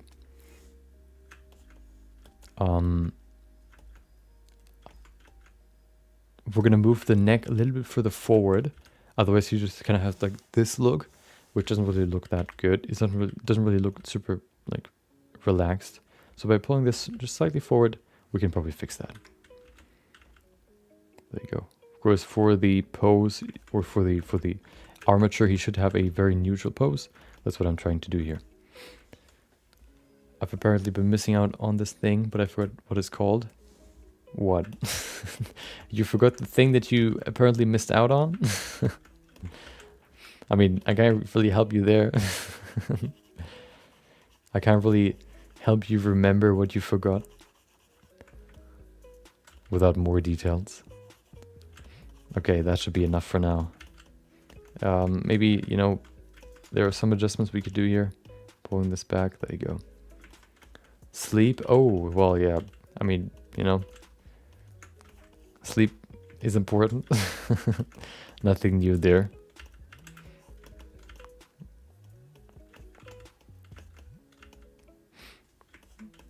And if you're missing out, then, I mean, you know, you probably know what to do. I mean, it's the same for me, you know. I've been missing out on it sometimes. I know what to do, but I don't really do it all the time.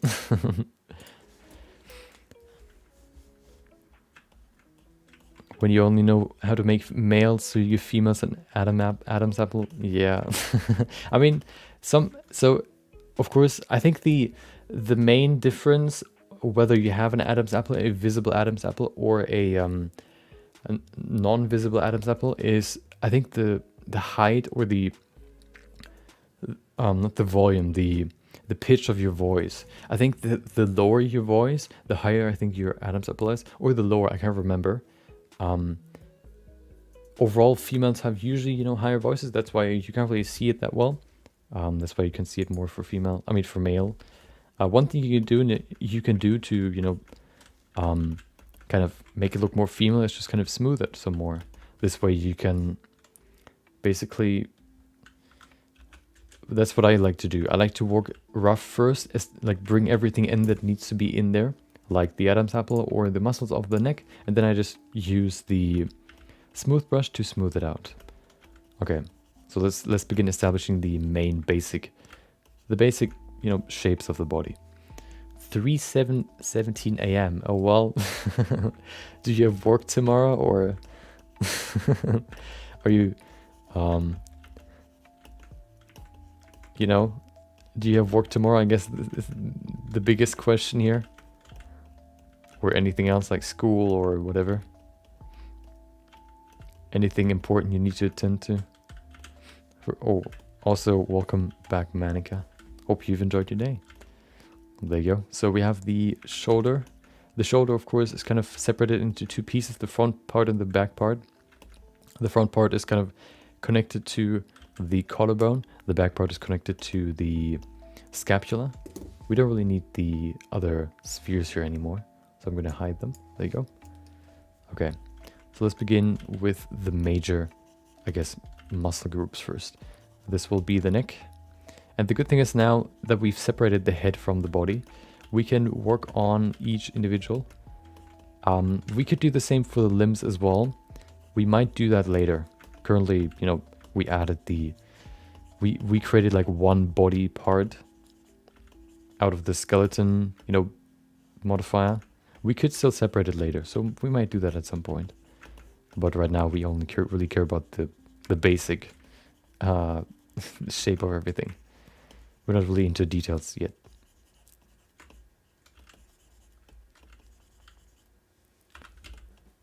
There you go. Oh, okay. Full-time Twitch distractor. Nice title. There you go. Till school starts. When does school start again?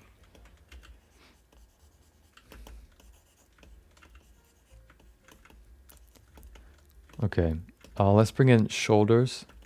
You know, I'm just trying to establish the basic shapes first, and then we can go more into detail, like really establishing the volume or stuff like that. Currently, I'm just really looking for the shapes. Maybe, you know, using the move tool to kind of guide it some more. Now, of course, it's important to know the anatomy of the body or have good reference for it. Like this dude. Look at him. We can look at the shoulders, nice and round, separated into 3 pieces.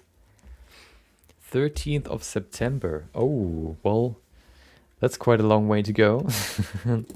Wait, is it like almost like half a month or more? That's quite crazy.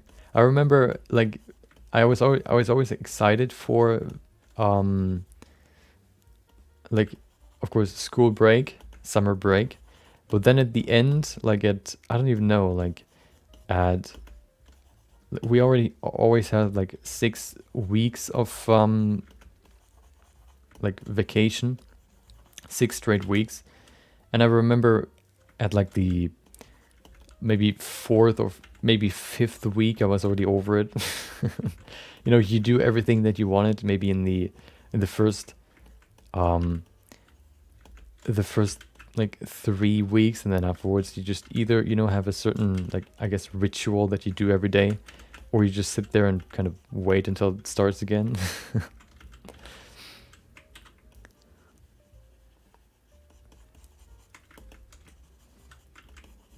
So the one interesting thing here will be the I guess you could say the armpit. Because we're not using a T pose, but more an A pose, we have to look at the... we have to kind of work in between these 2 pieces here, which can get quite annoying. We'll see how it turns out, though. First of all, I'm just kind of caring about the overall shape of everything. There you go. There we have the chest. Let's go to the back. We definitely need some more volume here. How about we add some more? So we can, of course, talk about the different muscles that I add right now. So we can separate the back, for example, into multiple bigger muscles. We can see the traps right here that go out like this, and then downwards like a T shape. Then we have these 2 muscles here on the sides, and then we have a lower back here, and the latissimus going into the arms, basically under here, kind of going around the back. So that's what we're going to add here. We're going to add these 2 pieces here on the side first. Hold on. Thanks for the follow. Salty Veteran 375. Hope you're not salty anymore once you watch the stream. Yeah, welcome. Thanks for the follow. Hope you enjoy the rest of the stream. Or as long as you're here. There you go. So this will be the neck. You can see right here. It actually starts at the back of the head. Yeah, currently he looks deceased. He starts to get, you know, he starts to put on some muscle, but it takes a little bit, you know. We're currently working on it. The neck muscles begin at the back of the head. Then they go down like this and then split into 2 pieces. They connect to sort of the collarbone right here, like this, and basically shape like this, downwards, like this. That's basically the trap muscle. It might be a little bit bigger than that. I think we need to make the shoulders a little bit wider than what we currently have. We can probably pull it just outwards. I think because of the weird diseased look before, it looked pretty wide. But I think once we add the muscles, the kind of width kind of gets filled with the volume that is necessary, you know, coming from the muscles basically. So we have the trap right here. There you go. They might go a little bit deeper. Hold on. No, they actually end there. And then we have the traps. The traps basically, hold on. We have also one kind of deep crease right here that creates a, or that gets created by the spine, because all the muscles kind of connect or attach to the spine. There's this sort of crease in the middle because, you know, the spine is here and then all the muscles are kind of lying on top of each other. Because of their volume, they need to kind of go inside to the spine, which creates this sort of crease inside. Or, yeah, like right here. That's basically where the spine is located. Right there. And then the muscles kind of go to the spine right there. Another muscle that goes to the spine are the latissimus, which is on the side here and goes up to the arm, the upper arm. Right here, like this, and then around to the back. Kind of want to remove this blockiness, so I'm just going to smooth it. There you go. So that's the latissimus coming from the middle here to the upper arm. The latissimus is basically used for pulling yourself up, for example, pulling the upper arm down, basically. He's now starting to look like one of those Instagram protein powder dudes. I mean, he's gonna look like a fitness Instagram influencer once he has like a fully built muscular body up here, but then like super thin legs up down, because you're not gonna see them in pictures. That's when we get to the real Instagram look. There you go. So yeah, I'm just trying to establish the muscles first, and then we can look more into them later. We have this, of course, basic S shape here for the spine that starts quite high up. We can probably pull this back a little bit, because if we look at the reference, look at this. We talked about it a lot. If I would use my thumb as the chest here, you can see the shape is like this downwards or forward downward slope. If you look at the widest part back here, or the furthest back part of the back, which is right here, it is on this height, and the part that is most in the front is right here. So there's like a downward slope that you can also see on the shoulders. Like you see a line right there. You can also see the line for the chest. So it's kind of going downwards and creates this sort of trapezoid shape, I guess, which we have in here already. We can see it's quite wide in the back right here, and then the chest needs to probably be a little bit further forward. There you go. Maybe also a little bit lower. We can probably pull them down a little bit, give them some more space on this body. There you go. You have a problem. You have 6 lumps on your abdominal part, 6 heart tumors. I think the only thing that can fix that is doing a lot of crunches. I think then they just get harder and then they disappear at some point. You know, that's I think how that works. So maybe try that, or maybe they just, I don't know, get more defined. Okay, let's kind of establish the, what is it? The shape of the chest. No, what is the, oh, the rib cage. The rib cage. Looking at the, well, the reference can't really show it that well, but looking at it, you can see the rib cage starts somewhere over here. Hold on, right there. Of course, the rib cage is like all of this, but it is connected up here, but then it splits basically down here and splits into 2 pieces that then go backwards. So you have like an opening for organs and all that stuff. the diaphragm. Is that the chest region? So what we have here for the chest basically is something like this. There you go. The shape for the chest is basically downwards like this. So like this reverse U shape, and then kind of curving in and going back up. Like this. If we want to support that with some volume, we can do that right here. This might be a little bit too wide, I'm not quite sure. That's why it's important to always, you know, if you work pretty close on a sculpt, to zoom out and see the overall, you know, shape. It's definitely too much. We can either work on the chest region a little bit more, pull it out some more. I think one thing we can do is definitely make it a little bit thinner. There you go. I think overall the chest is wider in the back actually. Hold on, is that the case? Yeah, it gets wider in the back. No, I've never seen a cadaver. Why? Should I? I don't know if I want to. Like a human cadaver, or a like I can also just look at a skeleton.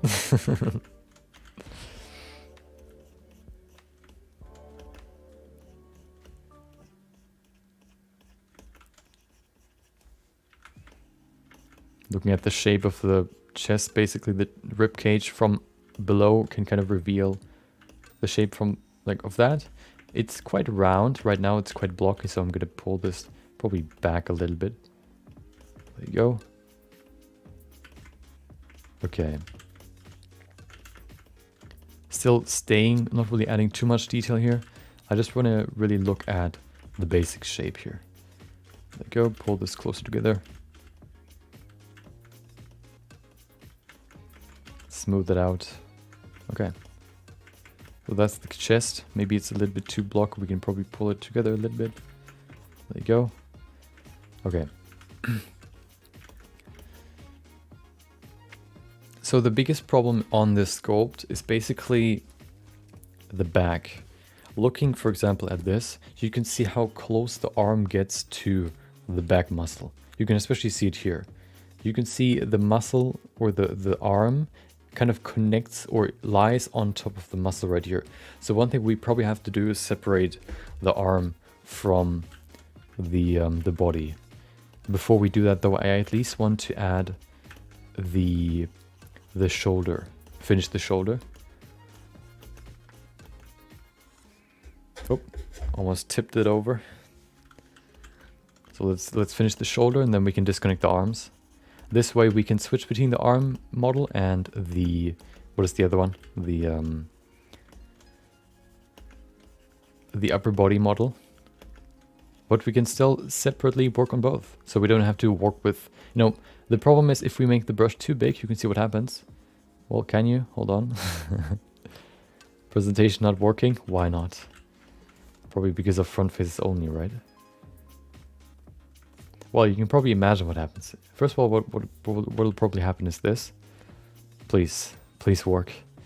Okay, it doesn't do what I wanted it to do. Let's just say it's too annoying to work in this small space. So I'm just going to disconnect the two. Examining a human cadaver will really enhance your perception of your human body. There's actually a channel that I recently watched. I can't remember the name, but he talked about like it's like a either a doctor or like a what do they call the people that examine dead bodies, maybe to research or to see what the cause of death is. There's a channel where they talk about basically the functions of the inner functions of the body, and they work, for example, with, I guess, cadavers. And yeah, it's definitely very, very insightful. Not only knowing basically how it works from the outside, but actually from the inside can actually help develop your anatomy knowledge even more, which is really, really cool. And just looking at it, I guess you don't really, it doesn't really look like a cadaver necessarily. It looks more like a puppet because there's no blood anymore. Just like this beige, this beige sort of body. So yeah, if you know, if you want to go deeper into anatomy, it's definitely good to look at that as well, like the inner workings, or yeah, cadaver you could say. Exactly, Institute of Human Anatomy. I've watched a few of his videos.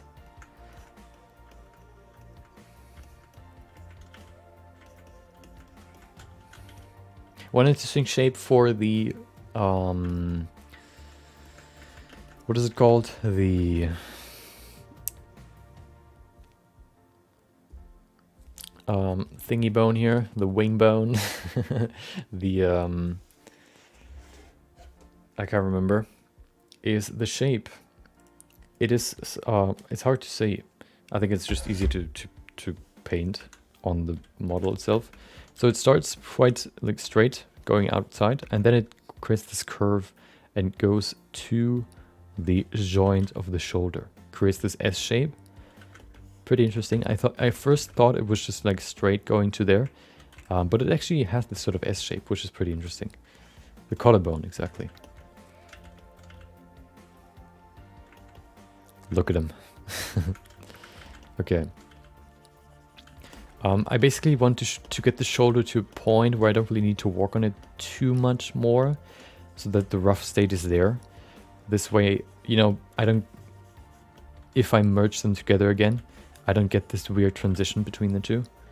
I think we're already there though. We don't really need to do more. Yeah, there you go. So let's separate the arms from the body. First of all, I'm going to save. There you go. Let's separate them. Good old Boolean.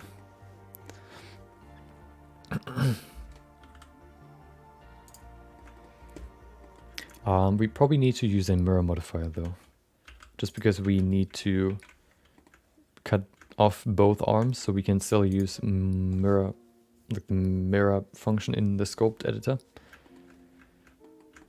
Yeah, the collarbone is arched. Okay.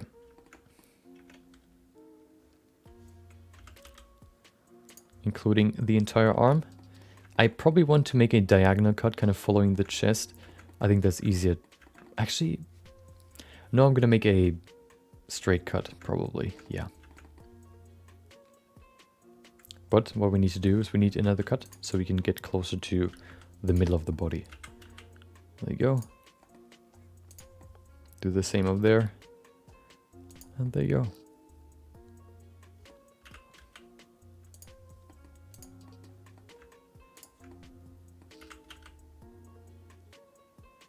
Perfect. That looks pretty good. We can walk there now. Hold on, let me see how close we need to go. That sounds pretty good. Or it looks pretty good. Perfect. It looks so weird. Okay. So we need to duplicate the body so we can then use the Boolean modifier and only leave the arms at the end. So we're going to duplicate them. Let's call them arms. We then use a Boolean modifier. There you go. And we select the box. We set it to intersect so that everything that is inside of the box will stay. We actually forgot one thing. We need to pull this a little bit further down. We forgot a little piece down there. There you go. Painful to touch your collarbone. Okay. I never tried that. I don't know if I want to. Okay. Let's apply the cube for a second. And then here, arms, apply. Perfect. You can see now we have the individual arms. Let's do the same for the body. There you go. We go in here and we use a Boolean modifier again, but not the one that we used before. This time we used difference because we need to remove the arms instead of leaving them over. I mean, leaving them. There you go. Applying it. Perfect. Now we've separated the arms from the body and we can work on the body a little bit easier. And now if we want to switch between the arm and the chest or the body, we can just press D hovering over whatever you want to switch to. There you go, D, D, D. That's a new function that just recently got added. Very convenient. Otherwise we would always have to switch to like layout mode, select the other object, and then switch into sculpt mode again. Just super annoying. Okay.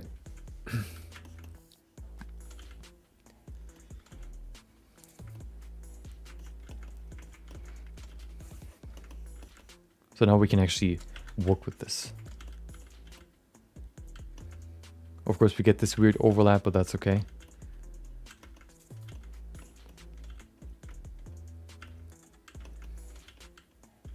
There you go. Quite wide now, I like it. We can probably make the chest a little bit thinner or less wide, whatever. There you go. Perfect. Let's work on the rest. How about we go to the abs and the waist? We're staying pretty rough for the beginning, as we said before. Not really going into too much detail when it comes to the muscles for now. Wait, we need to dynamic topology, of course. There you go. Okay, let's go to the hips.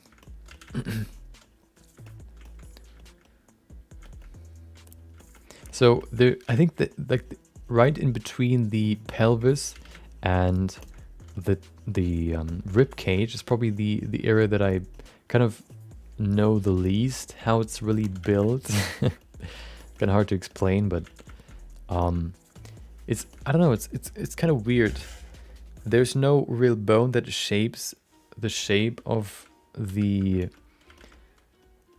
like, in between here, but it just somehow is there. I think I just have to practice it some more, I guess. So we have, first of all, these two, like the pelvis actually poking through, as you can see right here. That's basically where the muscles all connect to. That's the bone right here, and it is on the other side as well, right there. Hold on, right there. That's what I kind of sculpted there right now. You can see these sort of poking through right here. That's where we will connect all the muscles to. So the pelvis is basically like this shape where these two pieces are poking through like this. Yeah. Not only for male, but also for female. Of course. Both have hips. One is just bigger than the other. Okay.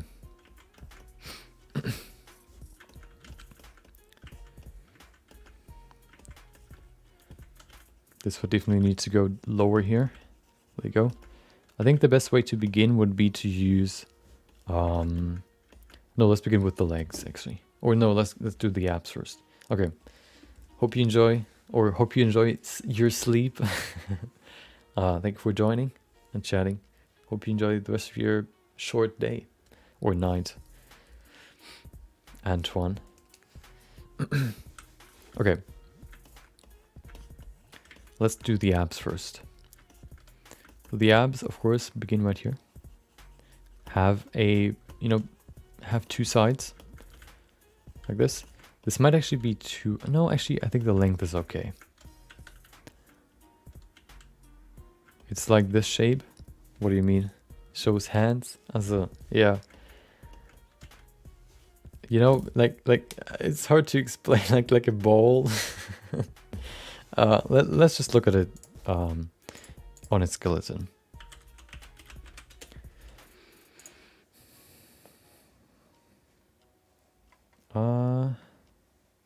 There it is. Look at him. Do you see it? It's not really like this, but it's similar. I guess you could say like this. That's basically the shape. Like a bowl, basically. And you can see the bones right here. This is the first bone, and that's the other one on the other side, poking through. Those are like all the entire surface right there is where the muscles connect to. That go, for example, to the legs. So if we respect these bones, always respect the bones, we have these two poking through. And then that's where all the muscles connect to. Right now, the volume of the muscles are kind of there because of, the volume that we've already established, but not really. Let's actually finish the abs first. The abs, of course, as we talked about, begin up here. We can actually probably lower the chest a little bit more. Just a little bit, like right there. Okay. Actually, no. There you go. So the abs, well, they basically just have this this sort of shape. It's kind of hard to explain. Let me just sculpt it.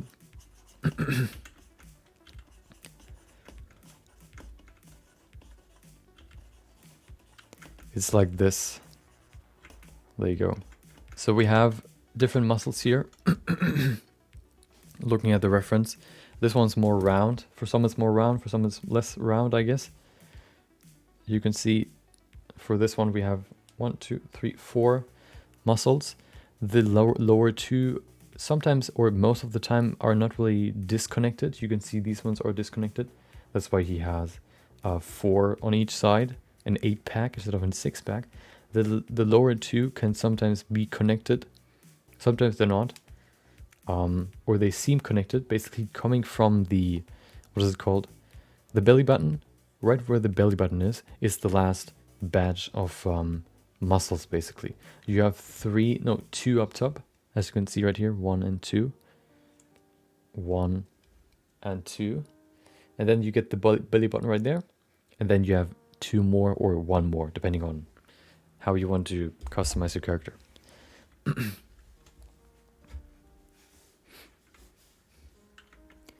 The belly button is roughly at 3 heads.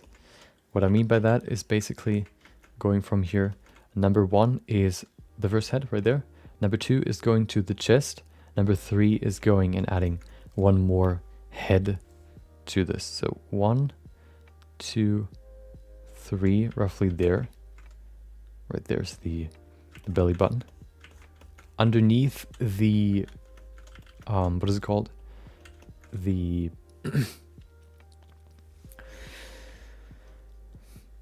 the rib cage, basically. That's where you place the belly button. And then down there you have the 2 or 1 muscle that goes to the crotch right here.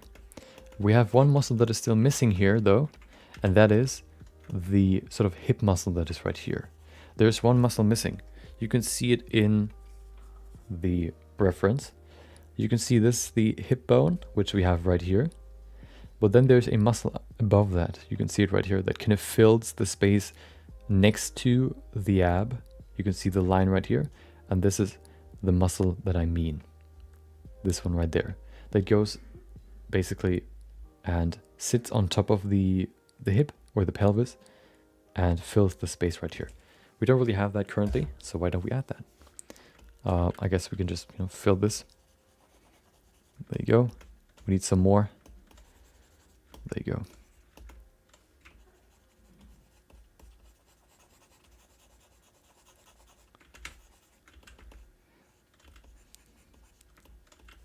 It goes further back, slightly to over here, and then it ends right there.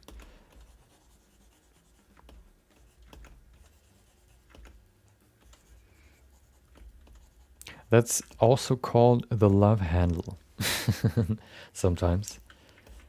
There you go. It's probably a little bit too far forward. Pull it back a little bit. Comparing it to, yeah, to the 3D reference.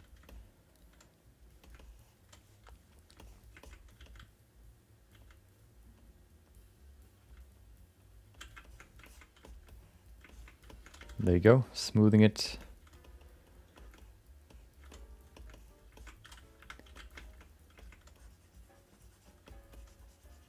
Also, this doesn't really end here. It actually goes with the muscle downwards like this into the crotch right here. So it has this sort of corner in there like this. That's basically the shape of it. Okay. Hope you enjoyed the rest of your day. Thank you for joining, Manica. Yeah, of course. You can always watch the VOD. Probably easier because then you can skip to the parts that aren't the most interesting to you. There you go.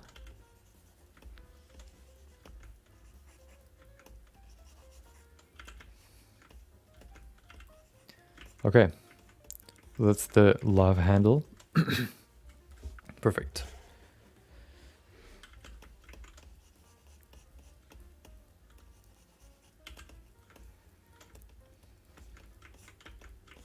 Okay, we have some weird muscles here, which are kind of hard to... I don't understand the entire, I guess, structure of it just yet. There are these sort of zigzag muscles over the what is it called? The rib cage, which are kind of hard to... I don't really know what they're used for yet. So it's kind of hard to, or I know what they're used for. They're used to rotate the so the abs are either there to, you know, do crunches, or like to like pull your body together like this. And then the side abs basically are there to rotate the hip so that your chest can look forward, but the hips can look to the side like this. Currently I'm looking forward with my chest, but the hips are looking in this direction. That's what these muscles are for, right here. So we need a small layer on top right here. You can see that in the reference as well, right here. See right there? That's what I mean.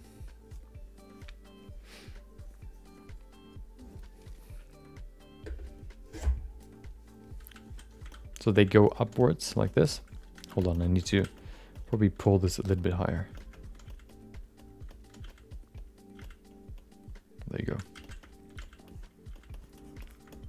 They pull upwards like this, and then there are muscles that kind of go downwards like this. That's the shape. How far does it go down? Okay.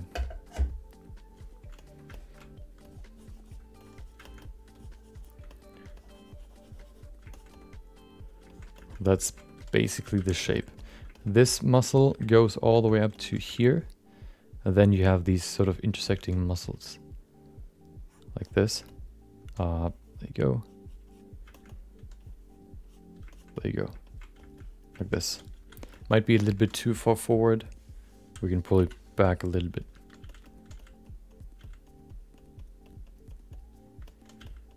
There you go. Okay. So that's the chest basically done. We could work on the back a little bit more, give them some more volume here.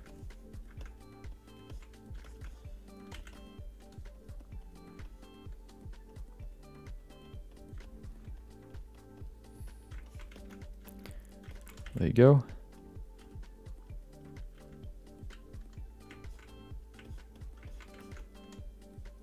Okay. Let's go to the hip now. We have the bone right here. Pretty good. Now let's add the rest. How about we add the crotch first? Crotch is pretty simple, of course. Let me just quickly add, I guess, you know exactly what I'm adding here right now, so I don't really need to describe it, I guess. There you go. So let's go to the front first. Front is pretty simple. I'm not going to add the detailed subject. Just like this sort of bulge here. There you go. We don't really need to see a detailed version of this. We're not going to make a naked character, naked figure. Just like this. Okay, to begin with. Perfect. Okay, so now that we have that, let's go to the back. The back is the bum. You can see it's very flat right now. Look at it. Very, very flat. So we need some more volume there. The volume is basically occupied, or the space is occupied by this muscle going from the middle right here and from up here downwards to the side of the leg, basically. Yeah. Let's just sculpt it and then you'll see it better. So it comes from here. Occupies a lot of room right here. It's pretty big, as you probably know. So we need some more volume here. There you go.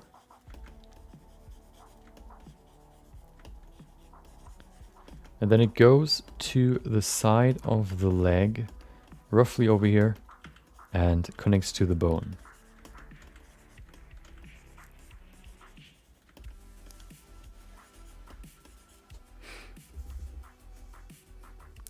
One thing to keep in mind that the butt is not wider than the chest. I mean, the hip. The front of the hip is wider than the back. I guess, the butt. So, yeah, keeping that in mind is important. Hold on, maybe it's too big now. Actually, I think it's okay.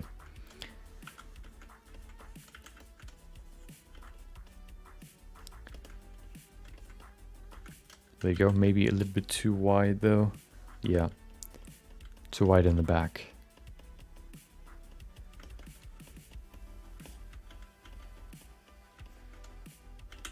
There you go. Look at him.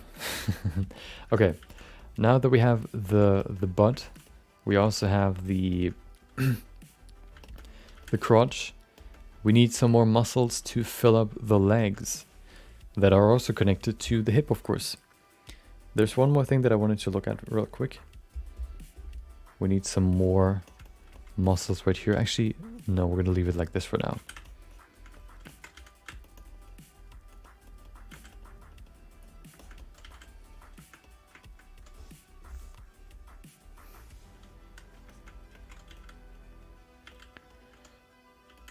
Okay, perfect.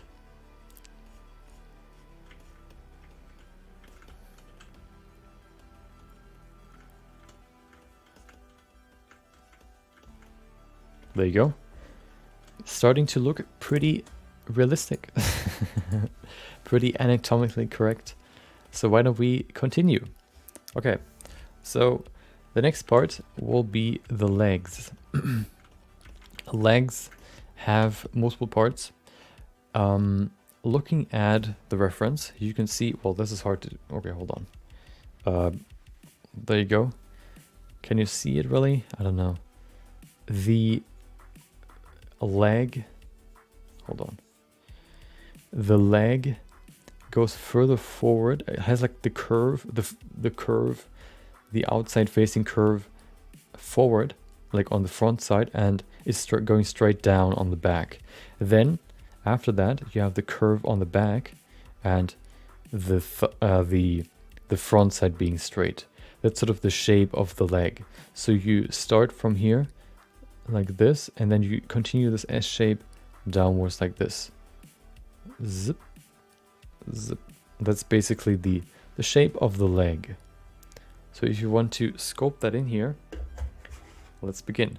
Also, the biggest muscle of the leg will be on the outside, like in this region here. That's where the biggest leg muscles will be.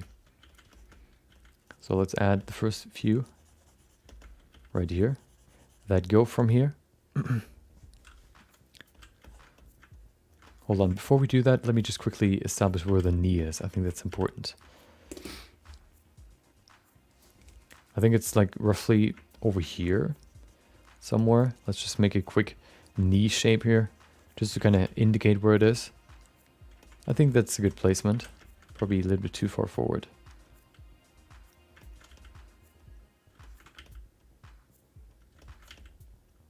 There you go. The leg muscles, the big ones, go from here and connect to the outside like this.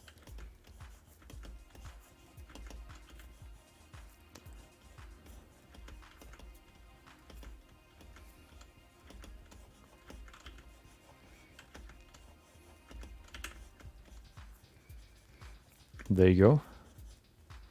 We have another one, which is a little bit smaller. We also have an inside section, I guess you could say. Hold on, let me just quickly adjust this crotch region here. There you go. Maybe the crotch is too low, actually. We pull it higher just a little bit. There you go. Okay. So now that we have the outside part of the leg, it still needs some more volume, so let's just add that real quick.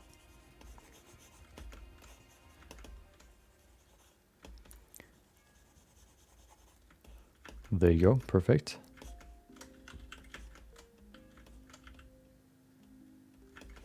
Let's go to the inside of the leg. First of all, let's smooth this out. Okay. The inside, but what basically shapes the front of the leg is another muscle that, hold on, let me just quickly see. It's kind of hard to see. Hold on. It is right here. So we have the one on the outside, right there. And then we have one on the inside, like right there. That goes to the middle of the crotch. Let me just quickly sculpt it. I think that's easier to see rather than looking at it in this badly lit webcam. It starts right here and then kind of goes like this.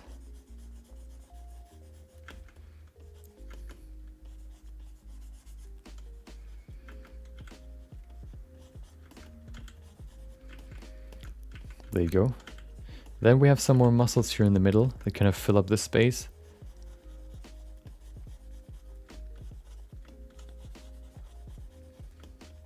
There you go.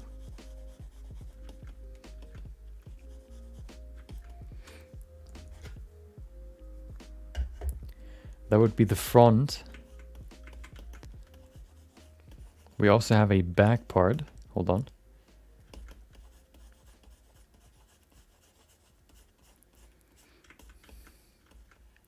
We also have a back part. The first one being basically the back part of the, or the, you know, this will be the inner front muscle of the upper leg. Here's the inner back part of the leg muscles, which starts right here and goes down like this.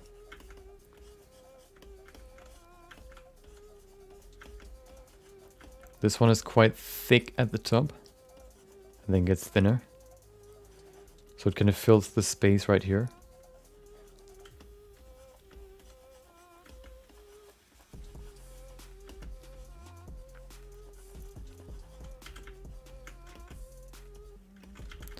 There you go.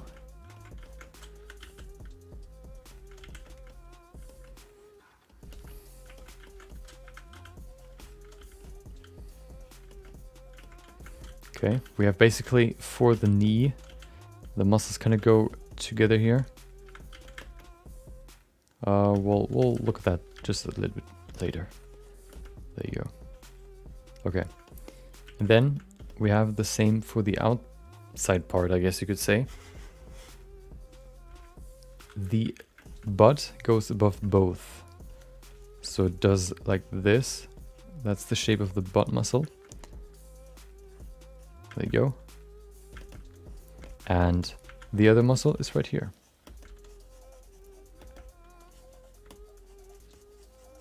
Has a similar shape to the triceps, where it kind of splits into two pieces. For the triceps, one is smaller than the other. This one is quite similar, but it's still split in the middle, right here.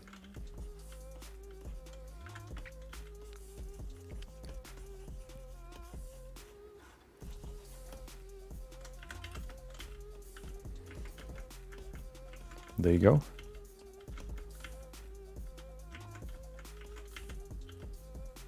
There's this small room right here which still needs to be filled. One is, we can probably extend this some more here to the side. There you go. Hold on. There you go. We don't really have this super huge curve here. We can probably make this a little bit thinner.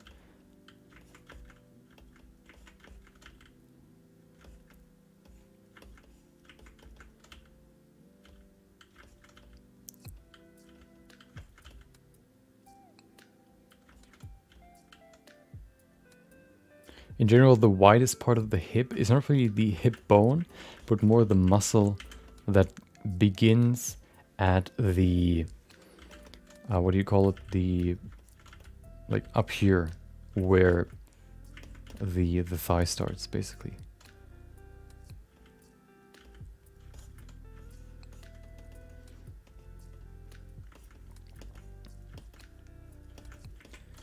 There you go.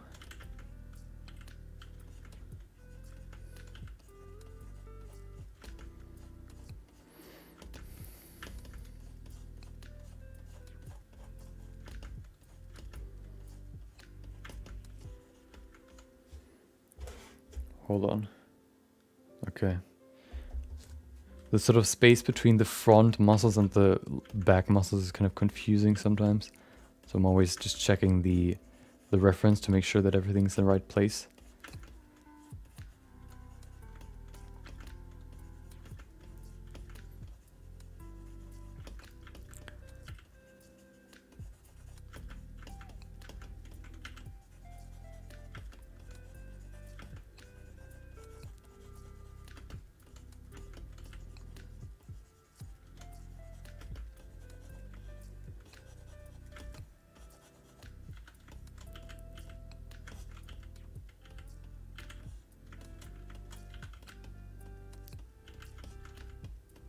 There you go. Okay, perfect. We still have this piece right here. Looking at the reference, well, okay. Looking at the reference, the muscle goes even further around, like the front muscle. So it goes all the way back to over here and connects to the other muscle. So that we have this nice little line right here, like this.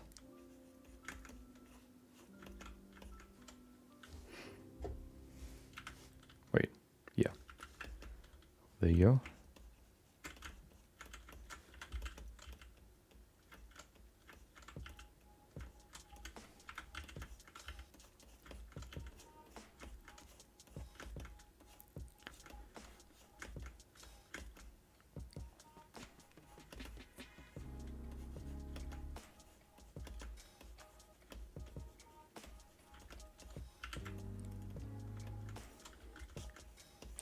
So now we get to the knee, where some muscles end. Well, they don't really end at the knee, but they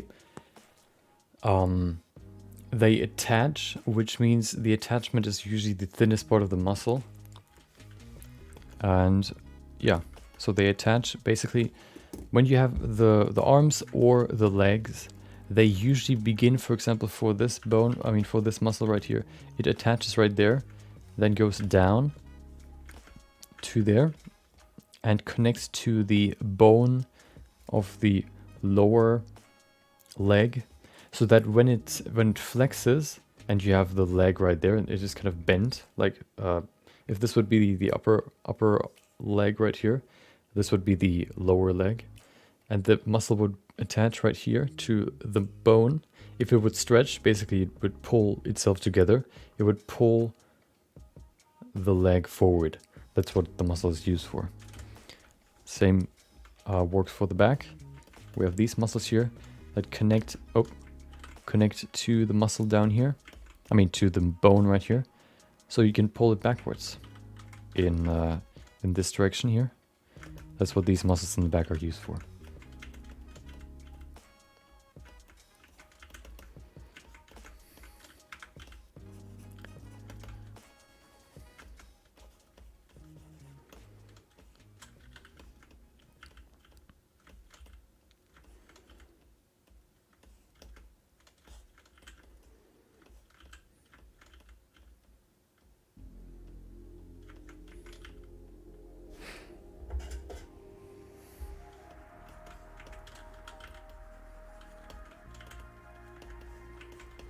Now I'm just adjusting some muscle size, I guess you could call it. These ones can be quite big. There you go.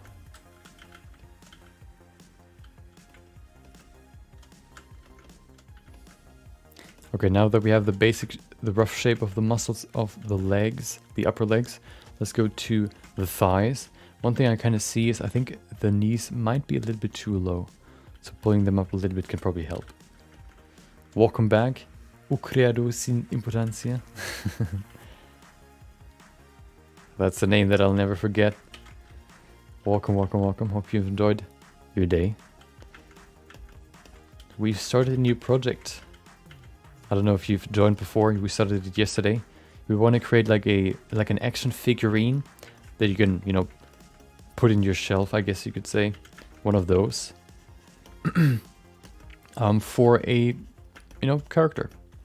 Just to kind of go into a full body sculpt for once. So we will sculpt a Reaper from like the new Reaper class from Final Fantasy. That's the plan. So now that we have the upper leg muscles, let's go to the lower leg.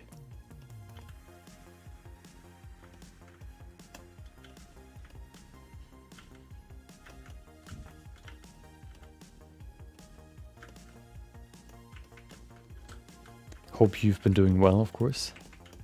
Lower leg being basically, yeah, we talked about it before, the general S shape. You can see the S shape going forward, and then we need to go backwards right there. Welcome, Gioanobu. Thank you for following. Hope you enjoy the stream, and hopefully you will enjoy the rest of the stream as well, as long as you're here. Welcome, welcome, welcome. Okay, so I think the lower leg is quite simple. You can see it right here. They connect to the upper leg. That's why we split the muscles, these two, right here. The calf muscles, now I remember, the calf muscles basically go in between these two muscles and connect to the bone, the upper, the femur, I think it's called. They connect to the upper leg bone, you could say, right here. You can see how it goes in between the two muscles, and it goes down to the heel right here, so that when you flex them, you can basically, if this would be your foot, like this, and you flex your what is it called, the calf, it would do like this, because the muscle is attached in the back. It would pull, it would do this, basically. So you have to come from in between these two muscles and go to the heel that is right here. We have a lot of volume right here, more volume on the outside than the inside. Oh. In 2 months, maybe you will be in a magazine. Okay, that sounds interesting. Why will you be in a magazine? Did you take part in a competition? Maybe I remember you saying that.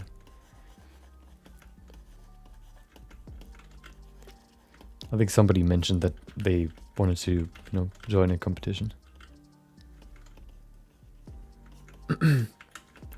Okay, let's just shape it from the side first. We can see this weird wonky shape right here. So let's make the muscle a little bit bigger. Oh, not too big the brush, otherwise we just pull the front back as well, which is not really what we wanted. There you go. Create the heel as well. Looks kind of weird right now. We still need to do some adjustments here. Oh. An unimportant creator as the name.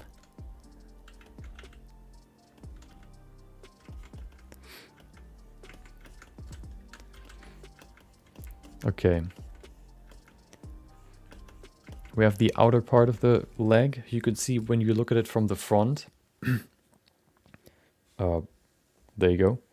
You can see that the muscle basically, well, it's kind of hard to see. But looking from the front, you can see it is kind of sectioned into 2 parts. You see the front part that kind of goes from the outer region into the middle, and then we can see the small little triangle on the inside right here. If we flip that, you can see the outer part is this muscle right here, and the inner part is the other muscle. You can see how it kind of splits, similar to the triceps. So if we want to respect that in the sculpt, we have the outer part right here that then kind of goes around and covers the front part right here to the foot, like this. It's not all one muscle, but there are multiple smaller muscles, especially one that kind of goes up here. But the general shape that we try to establish right now looks like this. There you go. It goes forward like this and into the inside of the foot, basically, or the leg, like this. We need some more volume right here, so why don't we do that right now? Da-da-da. There you go. Perfect. The, I guess, end of the leg is quite thin, so I'm just going to thin it out a little bit. There you go. Smooth it. Okay. Might be too thick. There you go. It still looks weird because we do not have the other part of the muscle region, you know, the the inner triangle. So why don't we add that now? The other you know, calf muscle is right here. It goes, hold on. Oh, okay, yeah. Oh, it kind of connects to here, goes forward, and then back again, like this. Giving it some more volume, probably easier to see, hold on. So what you get is basically a downward slope. We have not only a downward slope for the chest, we also have one for the calf that you can see right here. The widest part is up here on the inside. The widest part is down there on the outside. So we have this sort of shape.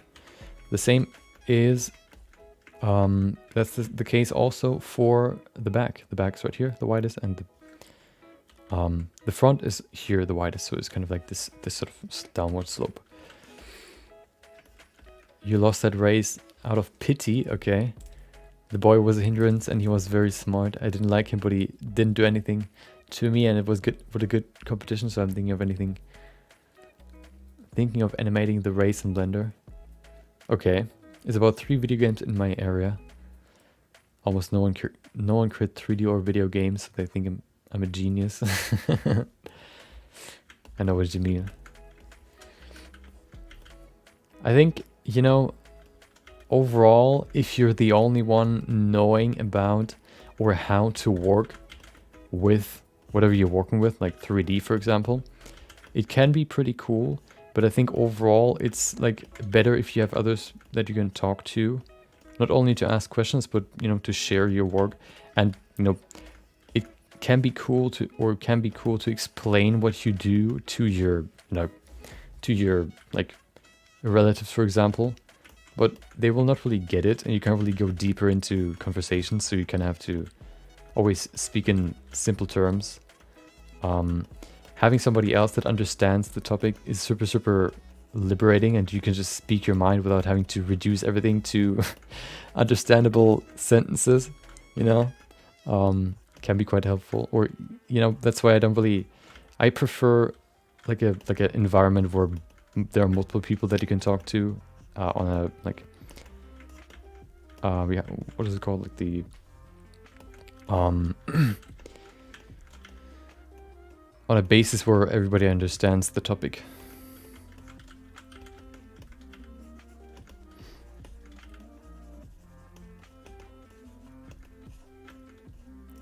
So there's one thing that I never understood until recently when it comes to the muscles, not only of the triceps, but also the calf muscle.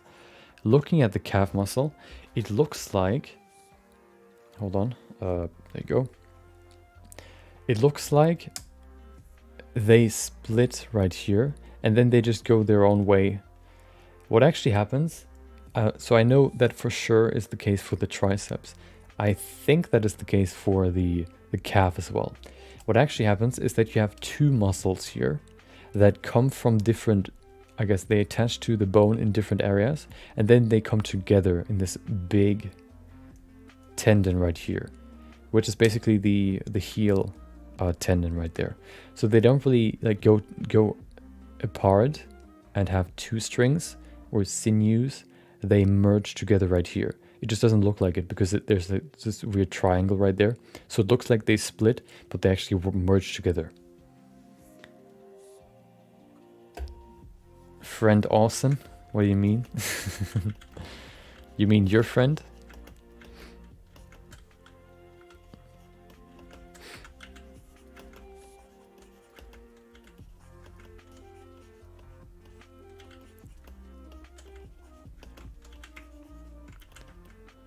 The mini human.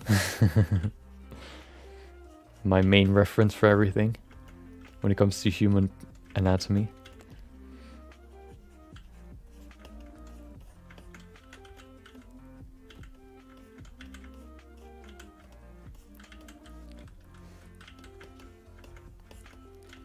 Yeah, it's a very, very, very useful, you know, model to just look at the anatomy and basically transfer it to your own. Very, very, very useful.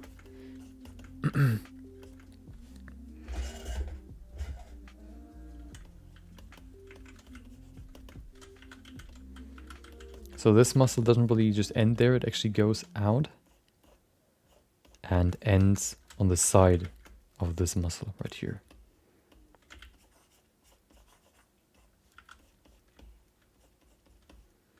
Right there. Like this. So that the calf can go into the inside, which means we have to open this up some more. There you go. And make the other muscle end right here as well. There you go. No, we definitely need to retopologize it. Otherwise, you know, the geometry is way too much to just pose it. And I don't trust the pose brush because the pose brush is garbage. Or I don't understand it properly. Maybe with face sets it works. I haven't tried that yet. But so far I don't have good experience with the pose brush. You can make small adjustments but not like huge adjustments. And I'm not quite sure. I have to look at the pose again that we want to go for, whether or not we need or we have big adjustments.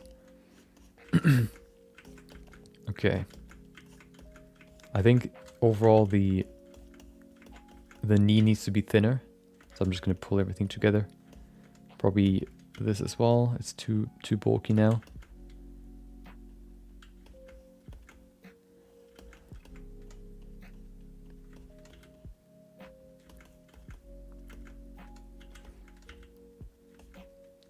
There you go. How are you? I'm fine. Yeah, living my life, modeling. That's it. And working, of course. Probably take vacation maybe in 2 weeks or so.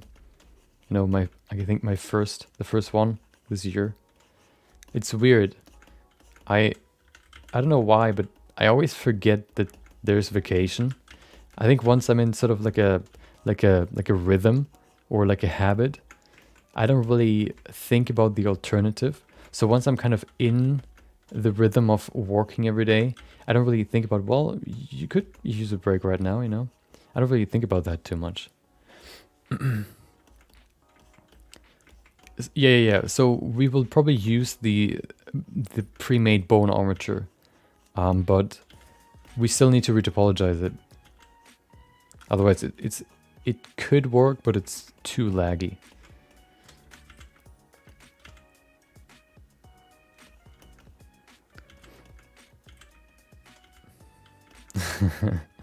True. Once you know, or once you get into Blender, you don't need vacation anymore.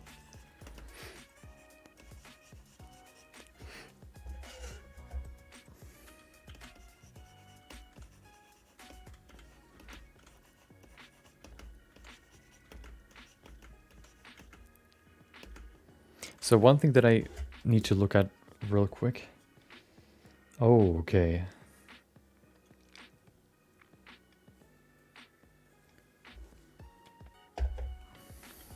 So there's this sort of blind spot right now with these muscles going in there.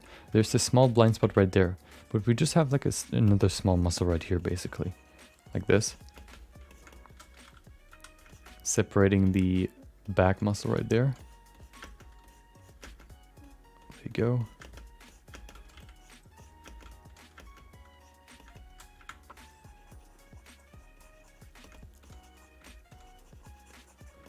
Okay. That's a good shape for the thigh. Maybe a little bit too wide, we'll see. I think we need to pull the feet a little bit more in the middle.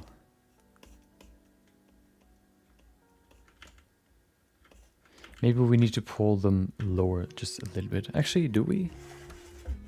No, we don't. They can stay there. Okay. Let's smooth everything a little bit. Not too much. I still want to retain most of the structure. There you go.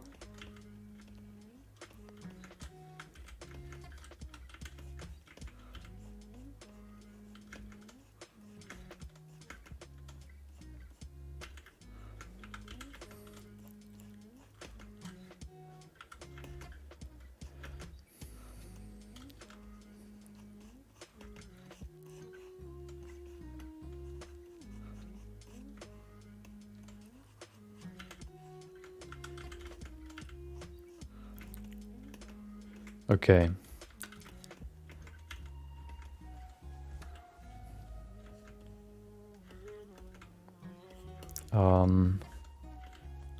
You like to live quietly? I mean, you will always have problems, but you like to be at home and others? You mean, yeah, I don't really, you know, I don't live loud.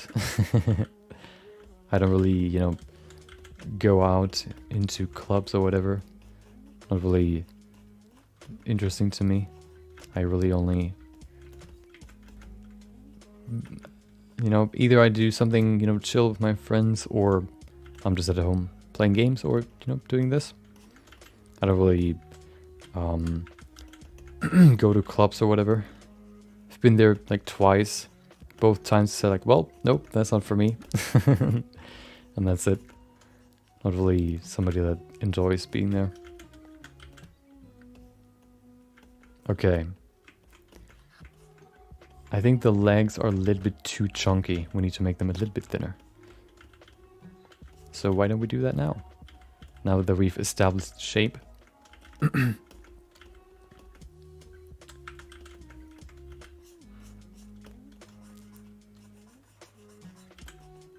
There you go.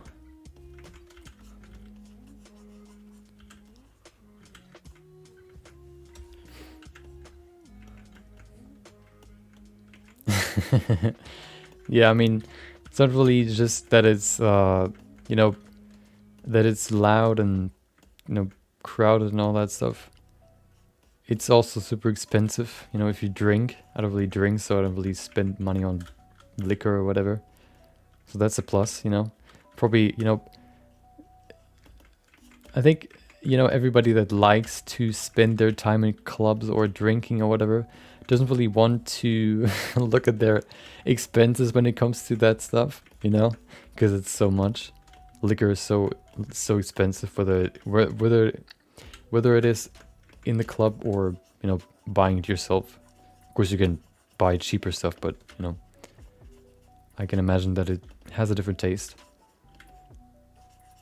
So, you know, not doing that can probably save you quite a lot of money.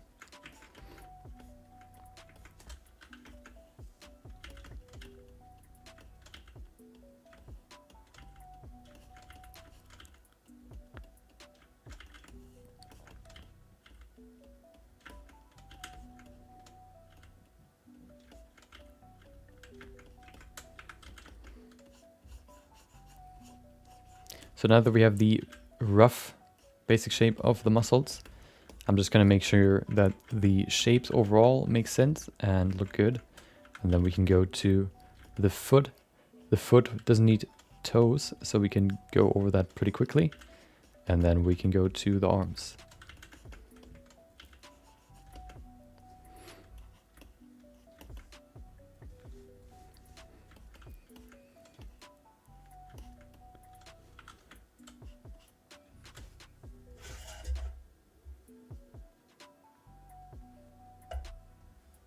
The best part of the clubs is when the lights turn on and all those who dance with strangers get scared and leave. I mean, you know, I kind of tested that because I've never been, but, you know, or never been to something like that, but, you know, I can imagine.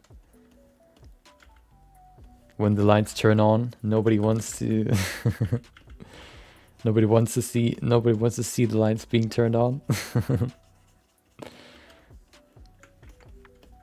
They don't want to know, or I mean, you know, they like what they see in front of them. Maybe the lights will change their opinion. There you go. Okay.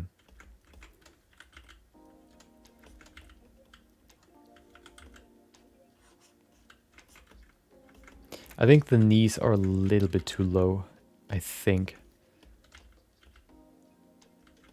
There you go.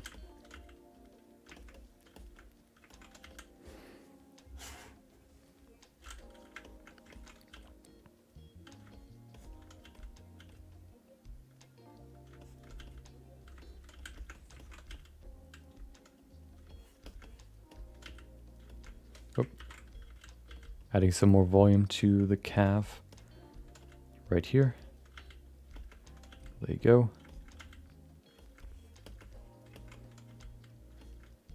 Okay.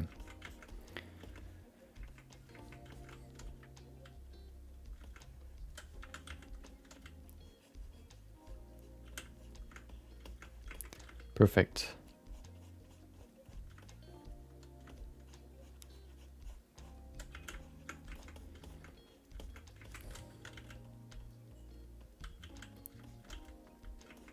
So there are muscles in the front of the thigh, I mean the calf, but they're not really that, you know, I guess, I don't want to say important, but they don't really, you know, provide that much volume.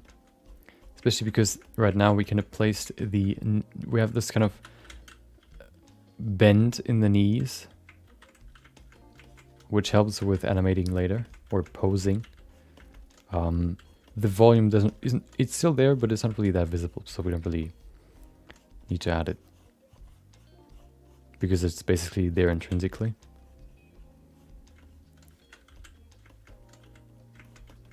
There you go. Okay. Let's go to the foot. So the foot doesn't look like a stick, first of all.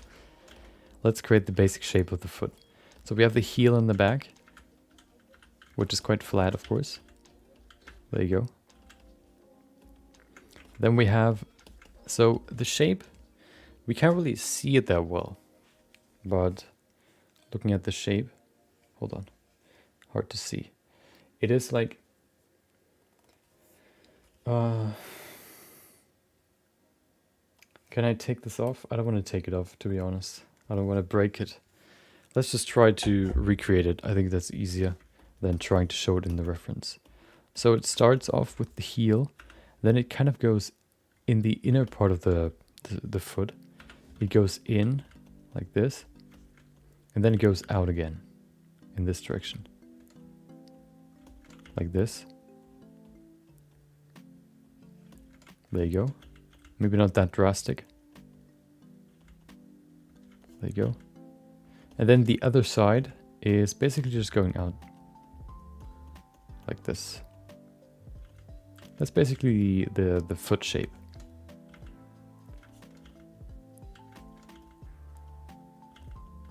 Probably wider than this. Actually, maybe not. One thing we have to keep in mind is that we keep the feet quite even when it comes to the horizontal deep, I guess, angle, so that they are flat at the bottom. think that works quite well right now. One thing we have to do here, they're not ending flat like this. They're further in the front, or they're longer right here on the inside than the outside. Basically, the outer, I mean the big toe is the longest basically. So it looks like this.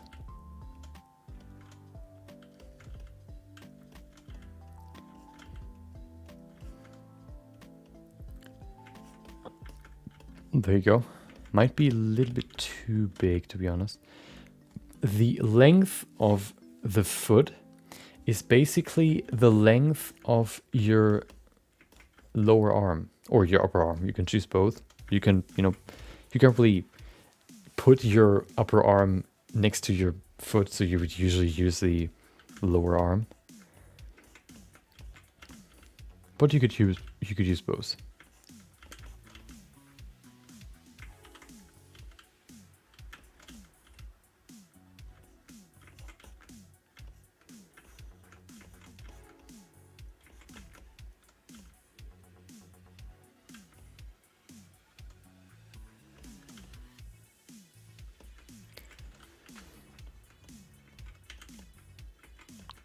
You did it by separate pieces.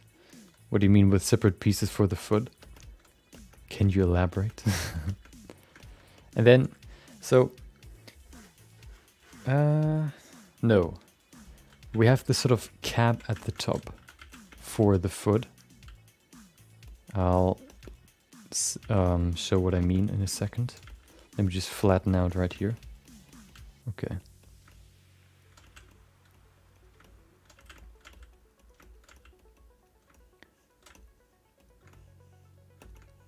What I mean is, it's not just kind of starting like flat. There's a slight slope downwards, which starts right here, like this.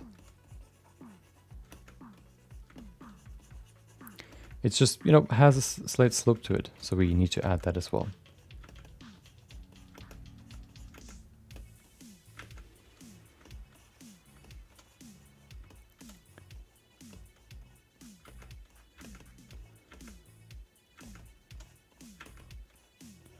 So it's like this shape, like this, and then like this. That's sort of the slope where it begins and ends.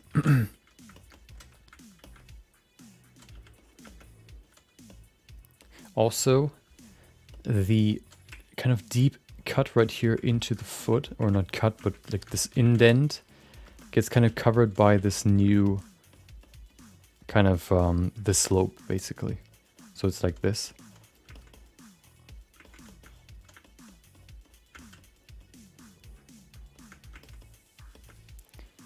We definitely need to do some adjustments here. Hold on.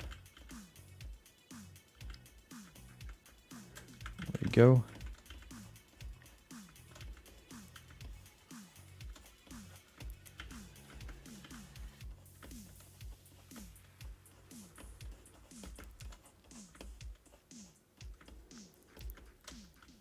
So it's like this.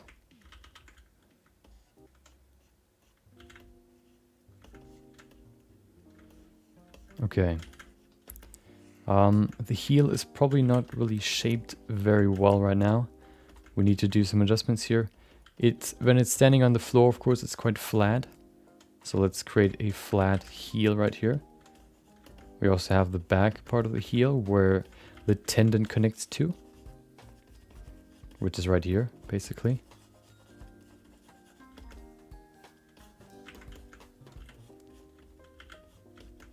There you go.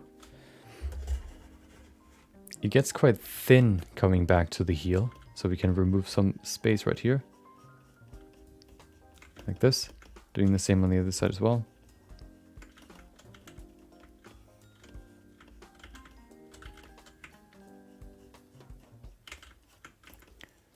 Okay.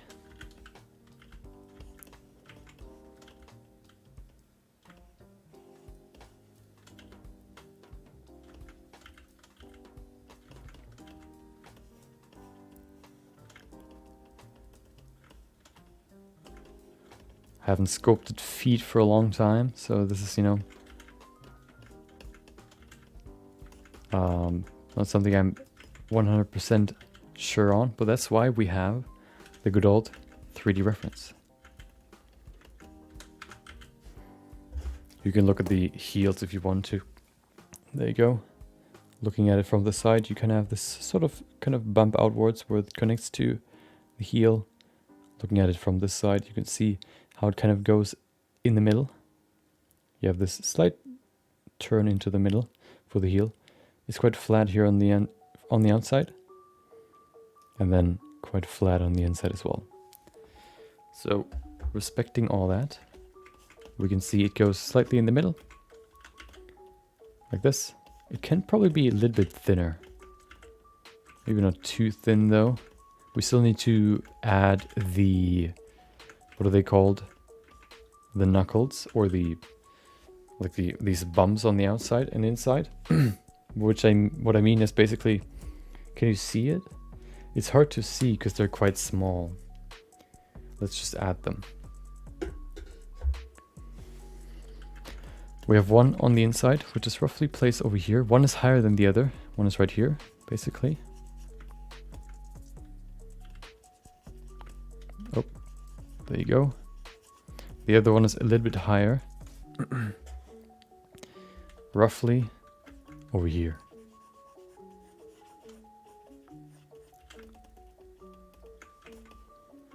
Okay, hold on. We need to adjust some things here. First of all, pull this down.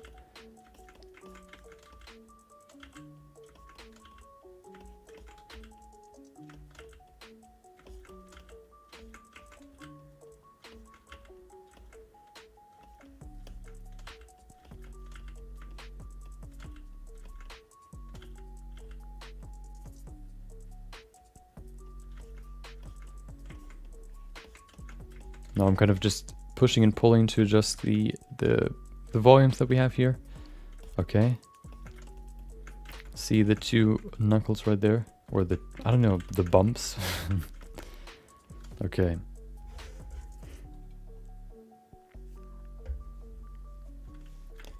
The bump could maybe be a little bit lower. Right here. Okay. The heel can probably be a little bit further back. Just a little bit right over there. Perfect.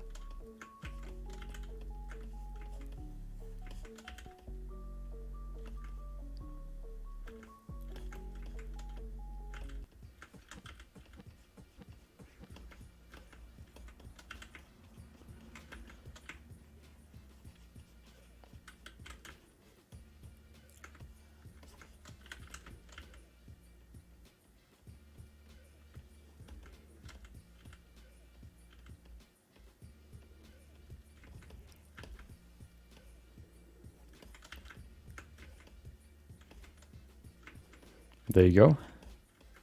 Looking pretty good. The size could probably work. I think that's okay. I think the size is okay.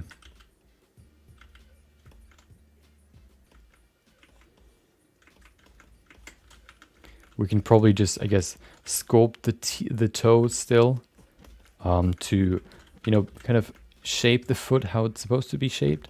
We don't need to separate them though. We don't really, you know, we don't need separated toes for the animation or for the pose. I mean, maybe they're separated in the boots, but I doubt it. Or we can create the pose ourselves, but still. So 4 small toes and 1 big one. There you go. Probably a little bit too thick right here. We probably need to make it a little bit thinner. In terms of, yeah, right here in the Z-axis. Let's pull it down a little bit.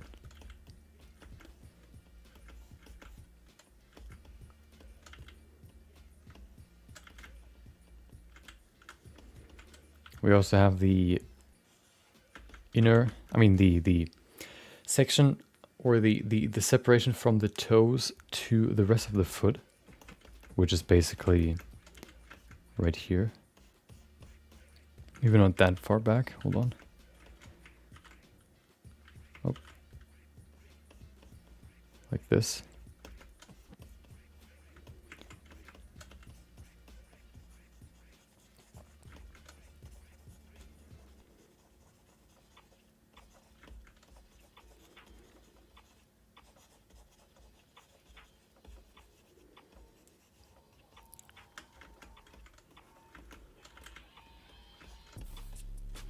There you go. Perfect. So we have these 4 individual toes. This one seems to be quite wide, so I'm gonna push them over a little bit so they have a more I guess, you know, they all are almost the same width. There you go.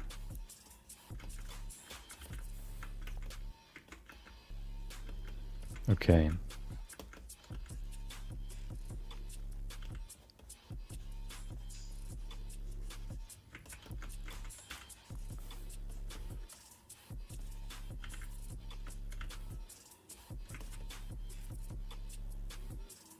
That's quite deep. Let me just bring some back here.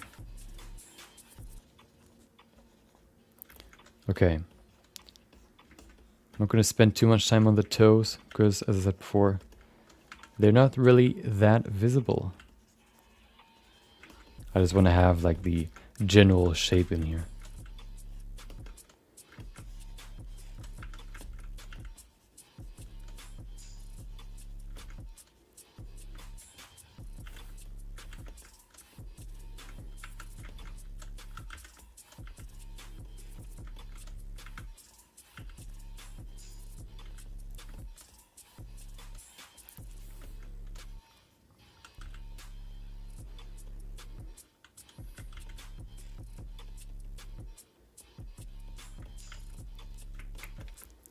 Okay, I think that's okay.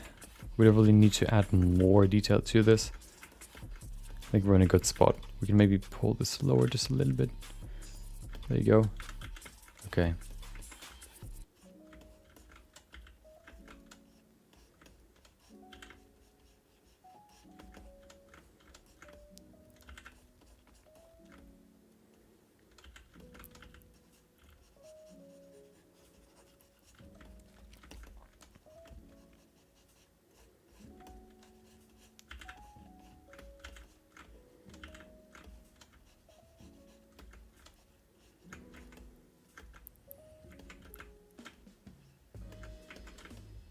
Okay, that should be good for the feed. We can probably adjust some, you know, we can do some smaller adjustments here. The main goal here was, of course, first to just establish all the muscles, and then afterwards we can go into some more detail when it comes to, for example, the size or, you know, the volume to make him look more, I guess,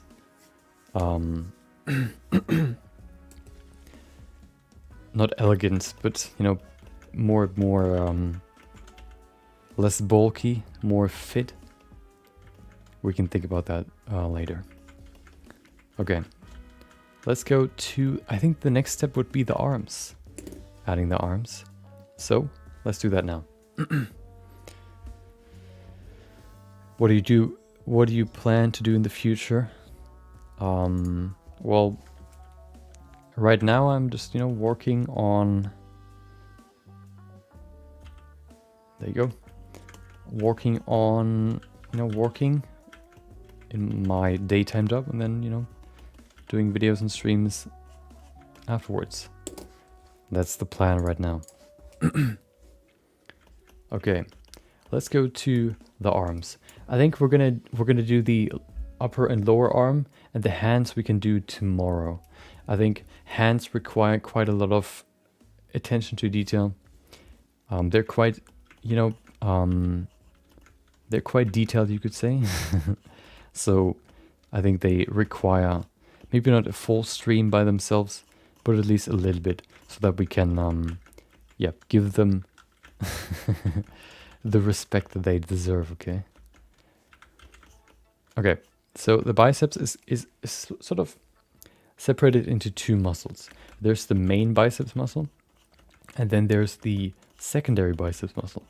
They're not really called secondary, but there's one that is covering the other one almost entirely. The easiest one is of course the one that is visible, that creates the volume of the muscle, which is right here. It is not really just facing forward, they're turned in slightly. Looking at this, you can see how the triceps basically, well, looking at the back, you can see that the triceps isn't really fully facing you. Looking at this sort of line right here, it's slightly going outwards. And that is also the case for the biceps. The biceps is not going outwards, it's actually going inwards, like in this direction, because there's another muscle underneath the biceps that gets uncovered by this free space that gets created right next to the biceps. You can see it right here. You can see the three muscles. You can see the biceps right here. Then there's a small thin muscle between the biceps and the triceps right here. And that is the secondary, oh, sorry. I don't know how loud that was. The secondary, I guess, biceps muscle that is resting underneath the main one. So the first one is roughly over here, like this. There you go. The other one starts roughly over here. You can still see it from the side. It's just mainly underneath the other one. And then it kind of turns into the middle like this.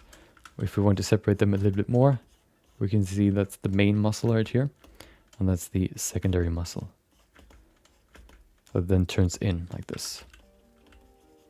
One is more used for doing this. The other one is more used for, I think, like doing this, I think, if I remember correctly. Because they attach to different positions in the arm. So now that we have the front part of the upper arm, why don't we go to the back? Hold on. I'm gonna adjust the sizes a little bit. There you go. Okay.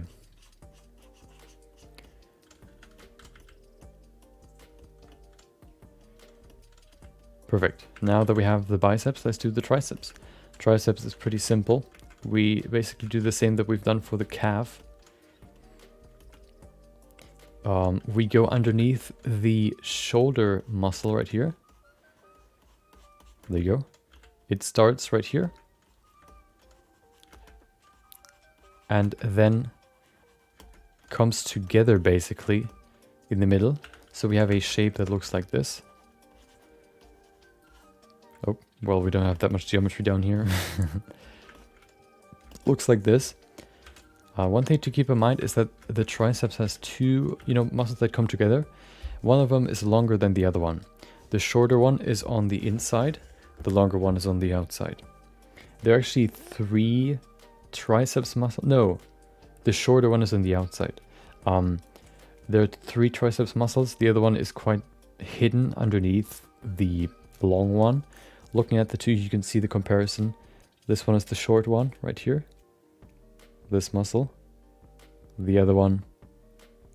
This one is the long muscle. You can see how this one is way longer than the other one. Yep. So let's add the two.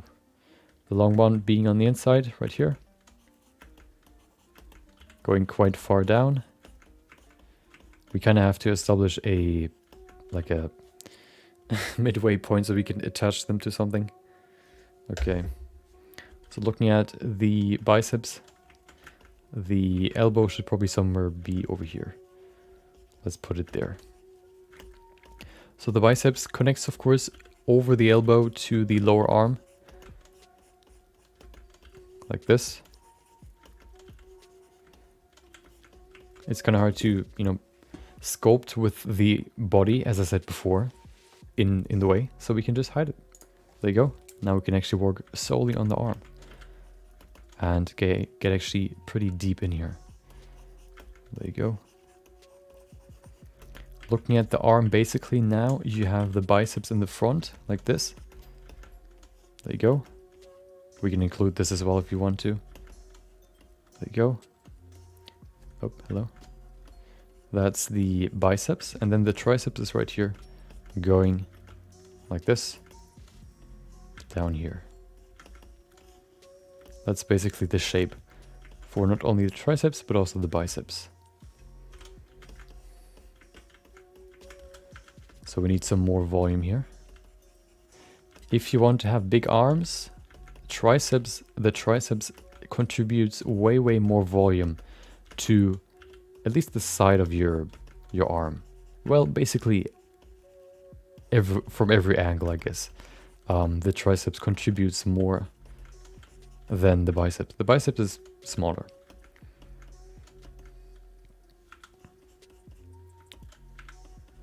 There you go. So if you want to have big arms, triceps is very important. Of course, you should train all your muscles, not just the ones that need to be big to appear big. But, you know, there are certain muscles that contribute more to size.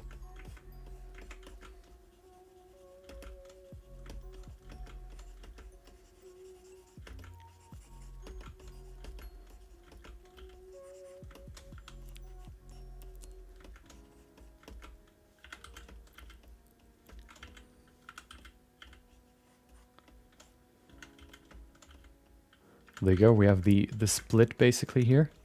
We need some more volume though, so let's add some more. Looking from the front, you can see the triceps, if it's a muscular character. Looking from the side, you can of course see the triceps. Looking from the back, you cannot see the biceps. I think that's a good way to kind of explain it. So looking from the front, you can see we're still missing some volume, so we can see the triceps. So let's go back and add some more, especially here on the side.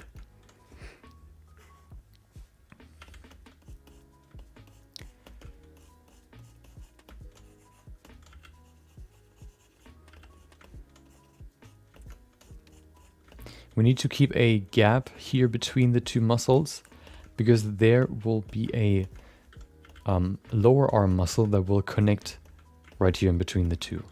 That's why I'm kind of keeping this triangle right here, That's why this one's there. There's a muscle that connects to the upper arm from the lower arm right there in between the two. So now we can see the triceps from the side, from the front. We can probably make the biceps a little bit thinner. Pull this out some more.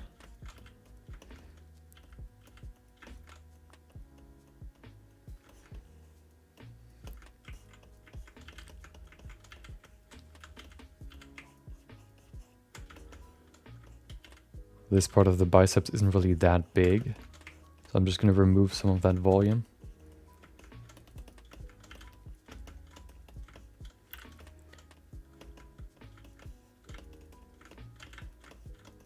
There you go.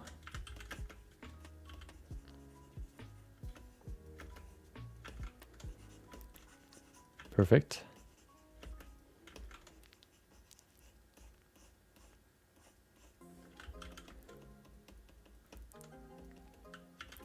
So what I always thought was that the two pieces, when we look at the shape now, what I always thought was when the triceps pieces right here, when they split right here, I thought the main shape of the two would be like this. So they split and then they go around the elbow like this. But that's not actually the case, as we said before. I thought it would be like this, but it's actually not. What is the case is that they not have the flow outwards, but you can see the flow kind of from the brush texture. The lines would be like this, going into the middle, so that then they can get into this big sort of, strand here in the middle, like this. That's what it looks like rather. That's the shape of the triceps. There you go. That's what it looks like. Okay.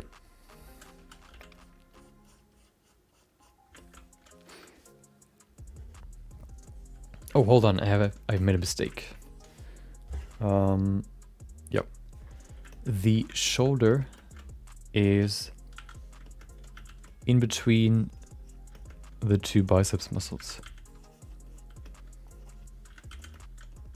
So this is fully occupied by the big biceps muscle, and then the smaller one starts behind the sort of triangle right there. So it's like this. There you go.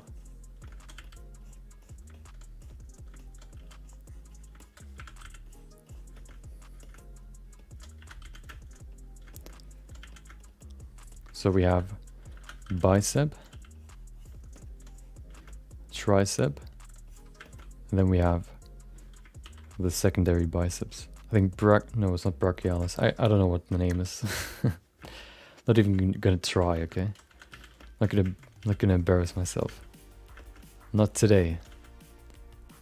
There you go.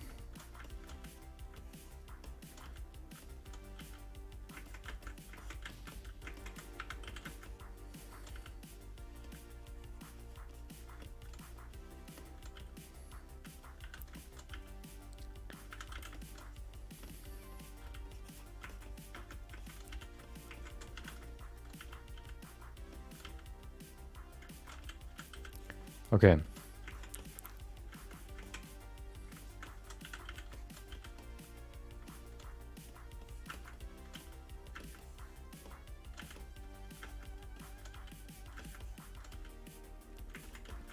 Okay. Perfect. So now that we have the upper arm, let's go to the lower arm and kind of wrap everything together and make it look less weird. We still have the stump down there, so why don't we add some detail there? Okay, so beginning with the muscle connecting right in between the triceps and the small biceps. Right here. Coming from here, connecting here, and then going around to the middle. The forearm has quite a few muscles that can be quite confusing. Once you kind of look into what they are used for, it gets easier. So, for example, looking at this part of the arm, if you, for example, move your fingers, for every finger you have a certain muscle. It's kind of hard to see probably in the slide. Hold on. Can you see it? You can see how it moves down there. For different fingers, you have basically 4 muscles coming from here, going to the fingers like this. Then you also have the big one that we get currently sculpted, which is connected to the side of the wrist to rotate the arm. So if you do this, that's what the muscle is used for. So we need to connect it. We go into from here basically. Hold on. There you go. We go from here into the middle of the forearm, I guess, right where the biceps ends. Go down and connect to the wrist right there. So it's like shaped like this.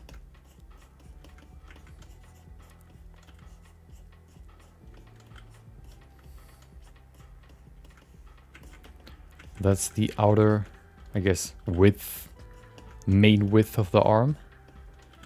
There you go. We have the same on the inside, coming from here. Just making sure that that's correct. Yeah. Good. Coming from here, doing the same. Oh. But this one is a little bit lower.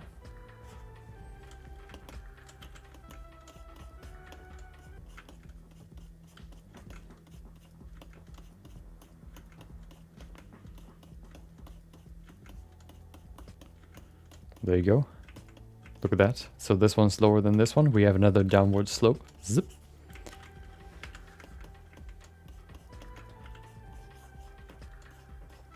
There you go. That's the first part of the arm, the big muscles. Now we go to the other side where we have smaller muscles.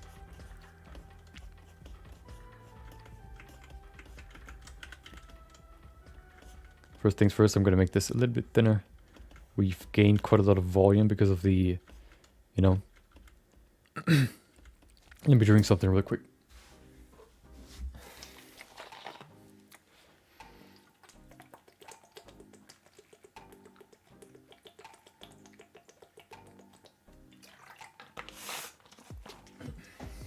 Okay. So, yeah, so the basic shape of the arm is already here, but looking from the side, it still looks kind of weird. So why don't we add the rest, which will be in this space right here. There are some muscles, and all the muscles, or almost all the muscles that are in this space, will be used to move your fingers. So let's add them. First of all, I'm just going to check that the shape looks okay.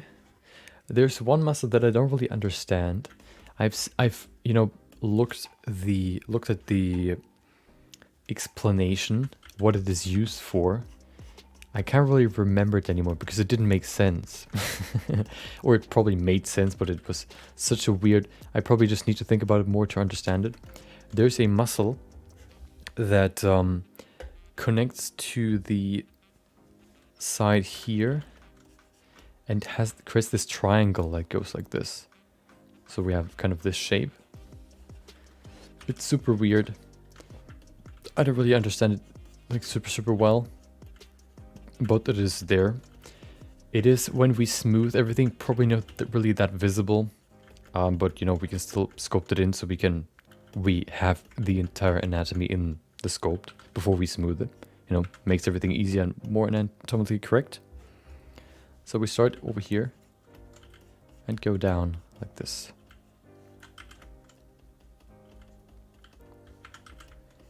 There you go. That's the muscle that I'm talking about. I think it is used for rotation, if I remember correctly.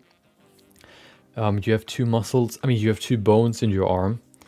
One of them, when you rotate, stays in the same place, like this. The other one rotates around it. So it's like, if you rotate your arm, it's like this.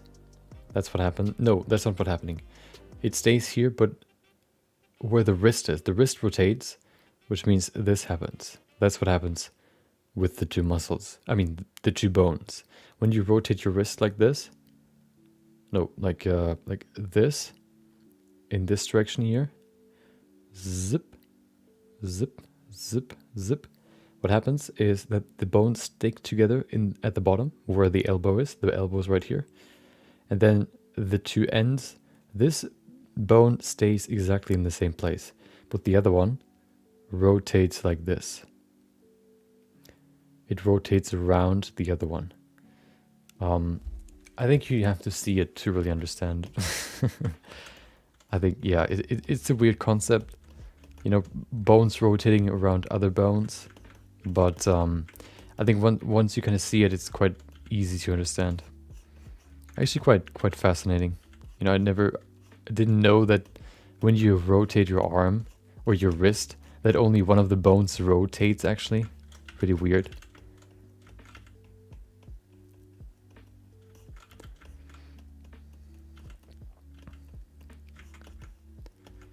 Okay, let's add the muscles. So you have four major muscles for the fingers. Of course, you know, if you have 4 fingers, you have 4 muscles. And they're all basically in here, in this sort of space. Big one is right here in the middle, like this. There you go. I think that's for the middle finger. The thumb has a different... No, the thumb is also in here. I think it's like over here. We have one more muscle on this side.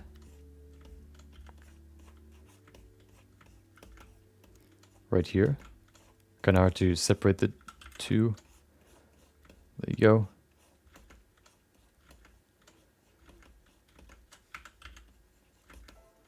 That's the second muscle. Then we have... Oh. We have another one. We have 2 more. No, 3 more. We have one for... Wait, there you go. One for the thumb, one for the index finger, and then one for the middle finger, I guess. We have to have 5, so we need 2 more. I mean 3 more. So let's add 3 more. 1, 2, 3. Pull them all the way down here. Hard to separate them. We need to use the crease brush.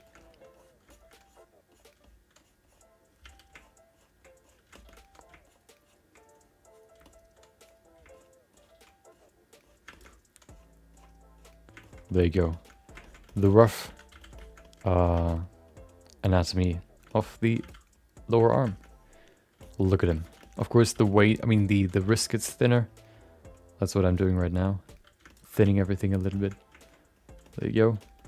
But that's the arm anatomy. It's a little bit too thick, so we adjust the volumes a little bit.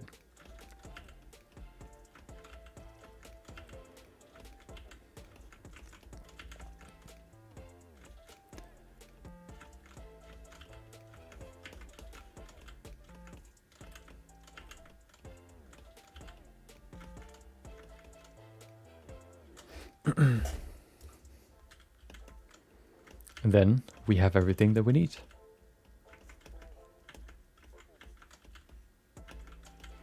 Of course, going through the entire body anatomy is quite a lot. But, you know, this is not really a focused stream where we talk about the entire anatomy of the body, you know, in depth. It is more like a fly through, you could say. But I think it can still be helpful.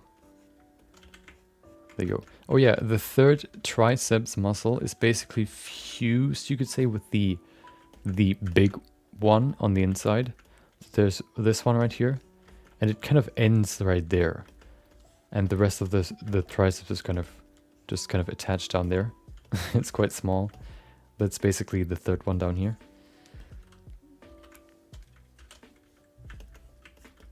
But yeah, those are all the muscles. Let me just quickly adjust some shapes here.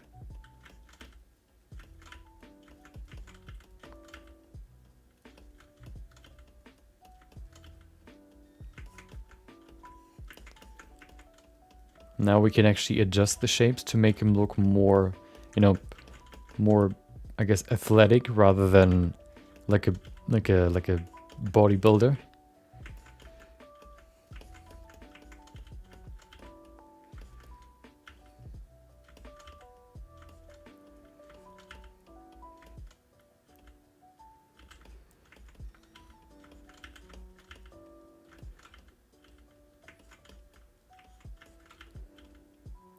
So I'm just kind of making everything a little bit thinner, still keeping the main volumes, of course.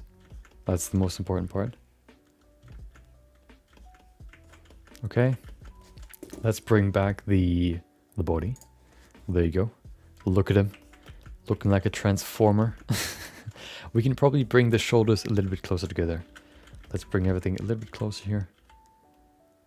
There you go. It's quite wide.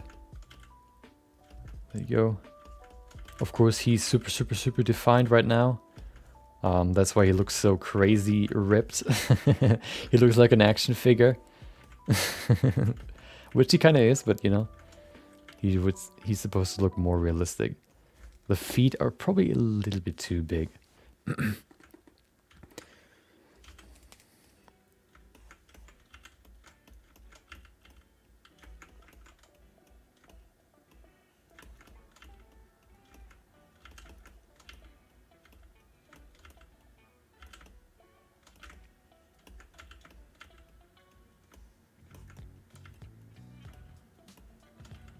There you go. Okay. The legs can probably need some... Oh, one thing that I want to do probably is I'm actually going to use the pose tool. Let me go and use it. I want to put the legs closer into the middle. So I'm just going to grab them right here. Just do this. Just to put them close into the middle. I think that'll look better. We have to rotate the feet now, which shouldn't be a huge problem. I guess we could just adjust them with the snakehook brush. Maybe we can use the grab brush. I'm just going to use the snakehook brush because the snakehook brush is not as well. It's direct, more direct, I guess you could say, in its execution. The grab brush has a certain resistance to it.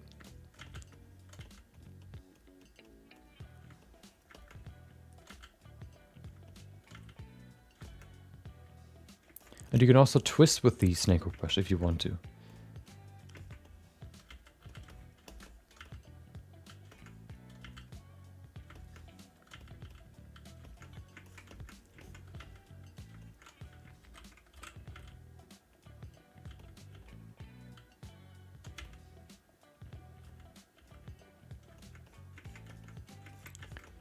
Okay, I'm gonna make the feet probably a little bit shorter.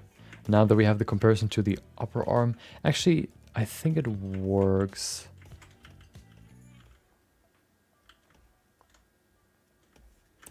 Let's make the leg muscles a little bit smaller. They're quite overtaking right now.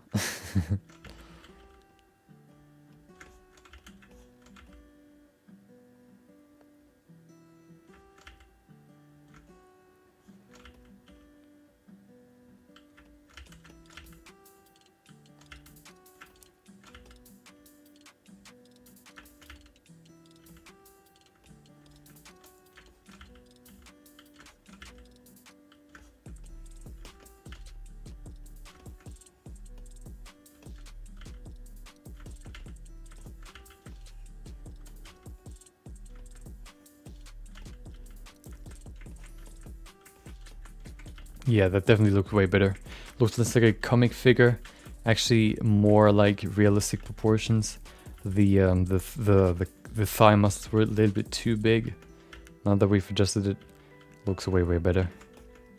Looking from the side, nice little booty there. Okay, the booty looks kind of weird right now. Let's adjust that as well. Pulling it more into the middle. Yeah, that's way better. We also need some more. Yeah, we need to work on the butt a little bit more. We just kind of outlined it, but didn't really add the detail or the volume where it needs to be.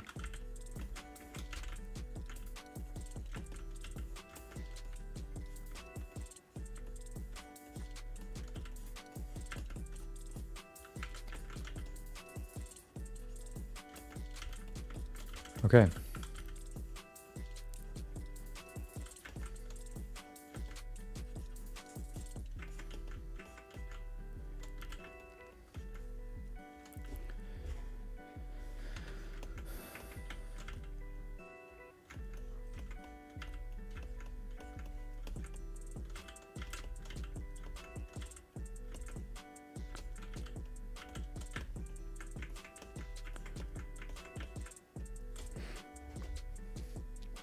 Okay, the butt needs to be higher. I'm just gonna pull it up a little bit.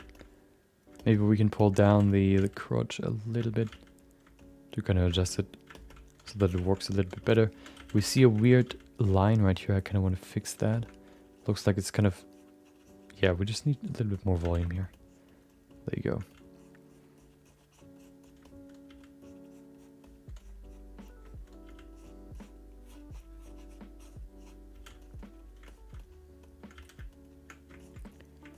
Look at him. What a stud.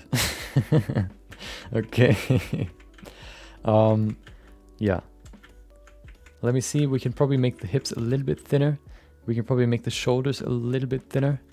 Just overall to, yeah. Make him, you know, the shoulder width is a little bit too wide, so I'm going to make it a little bit thinner, and then we should be good. I should probably save now. Didn't do that the entire time. At least it didn't crash. Probably autosave would have probably saved some of it, but you know, who knows how much actually.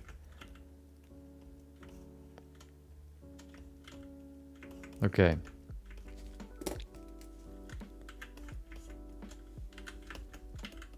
Oh, gonna do make a quick mask so I don't remove the neck width. I only want to move the shoulders closer into the middle. There you go, make everything smoother. Perfect. And then grab it and pull it closer into the middle.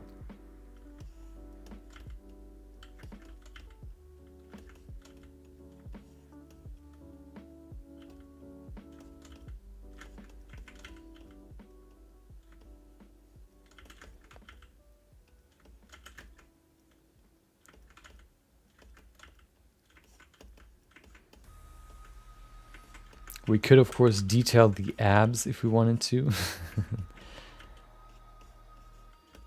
Wait. 1, 2, 3.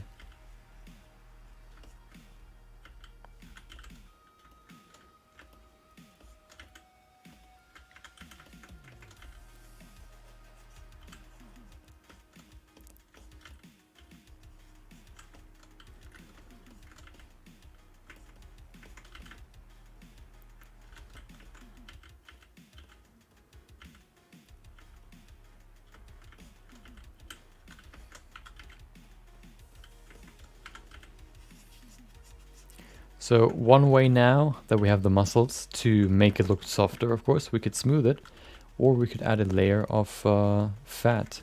Of course, that is basically smoothing. You know, we would maybe, you know, add some more volume then to it.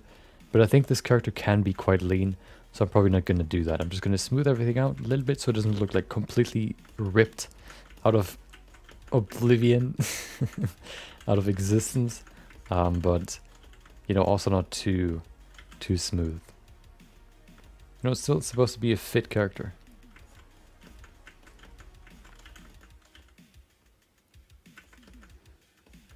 Okay.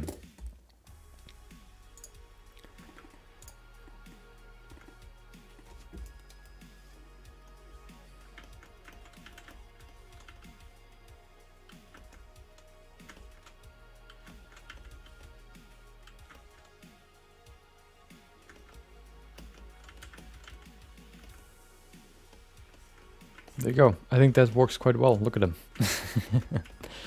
I think we have a good base mesh. Tomorrow we will focus on the hands. The hands will be the focus tomorrow. And then after that we can go probably into the clothing. The clothing will be the next part. We will create a base layer of clothing that is symmetrical, and we will add the next layer, the asymmetrical layer, once we have basically retopologized and posed the character. That'll be the plan. So the next 2 steps will be sculpting the rest, and then sculpting, sculpting, adding basic clothing, retopologizing, and posing. There you go. Okay.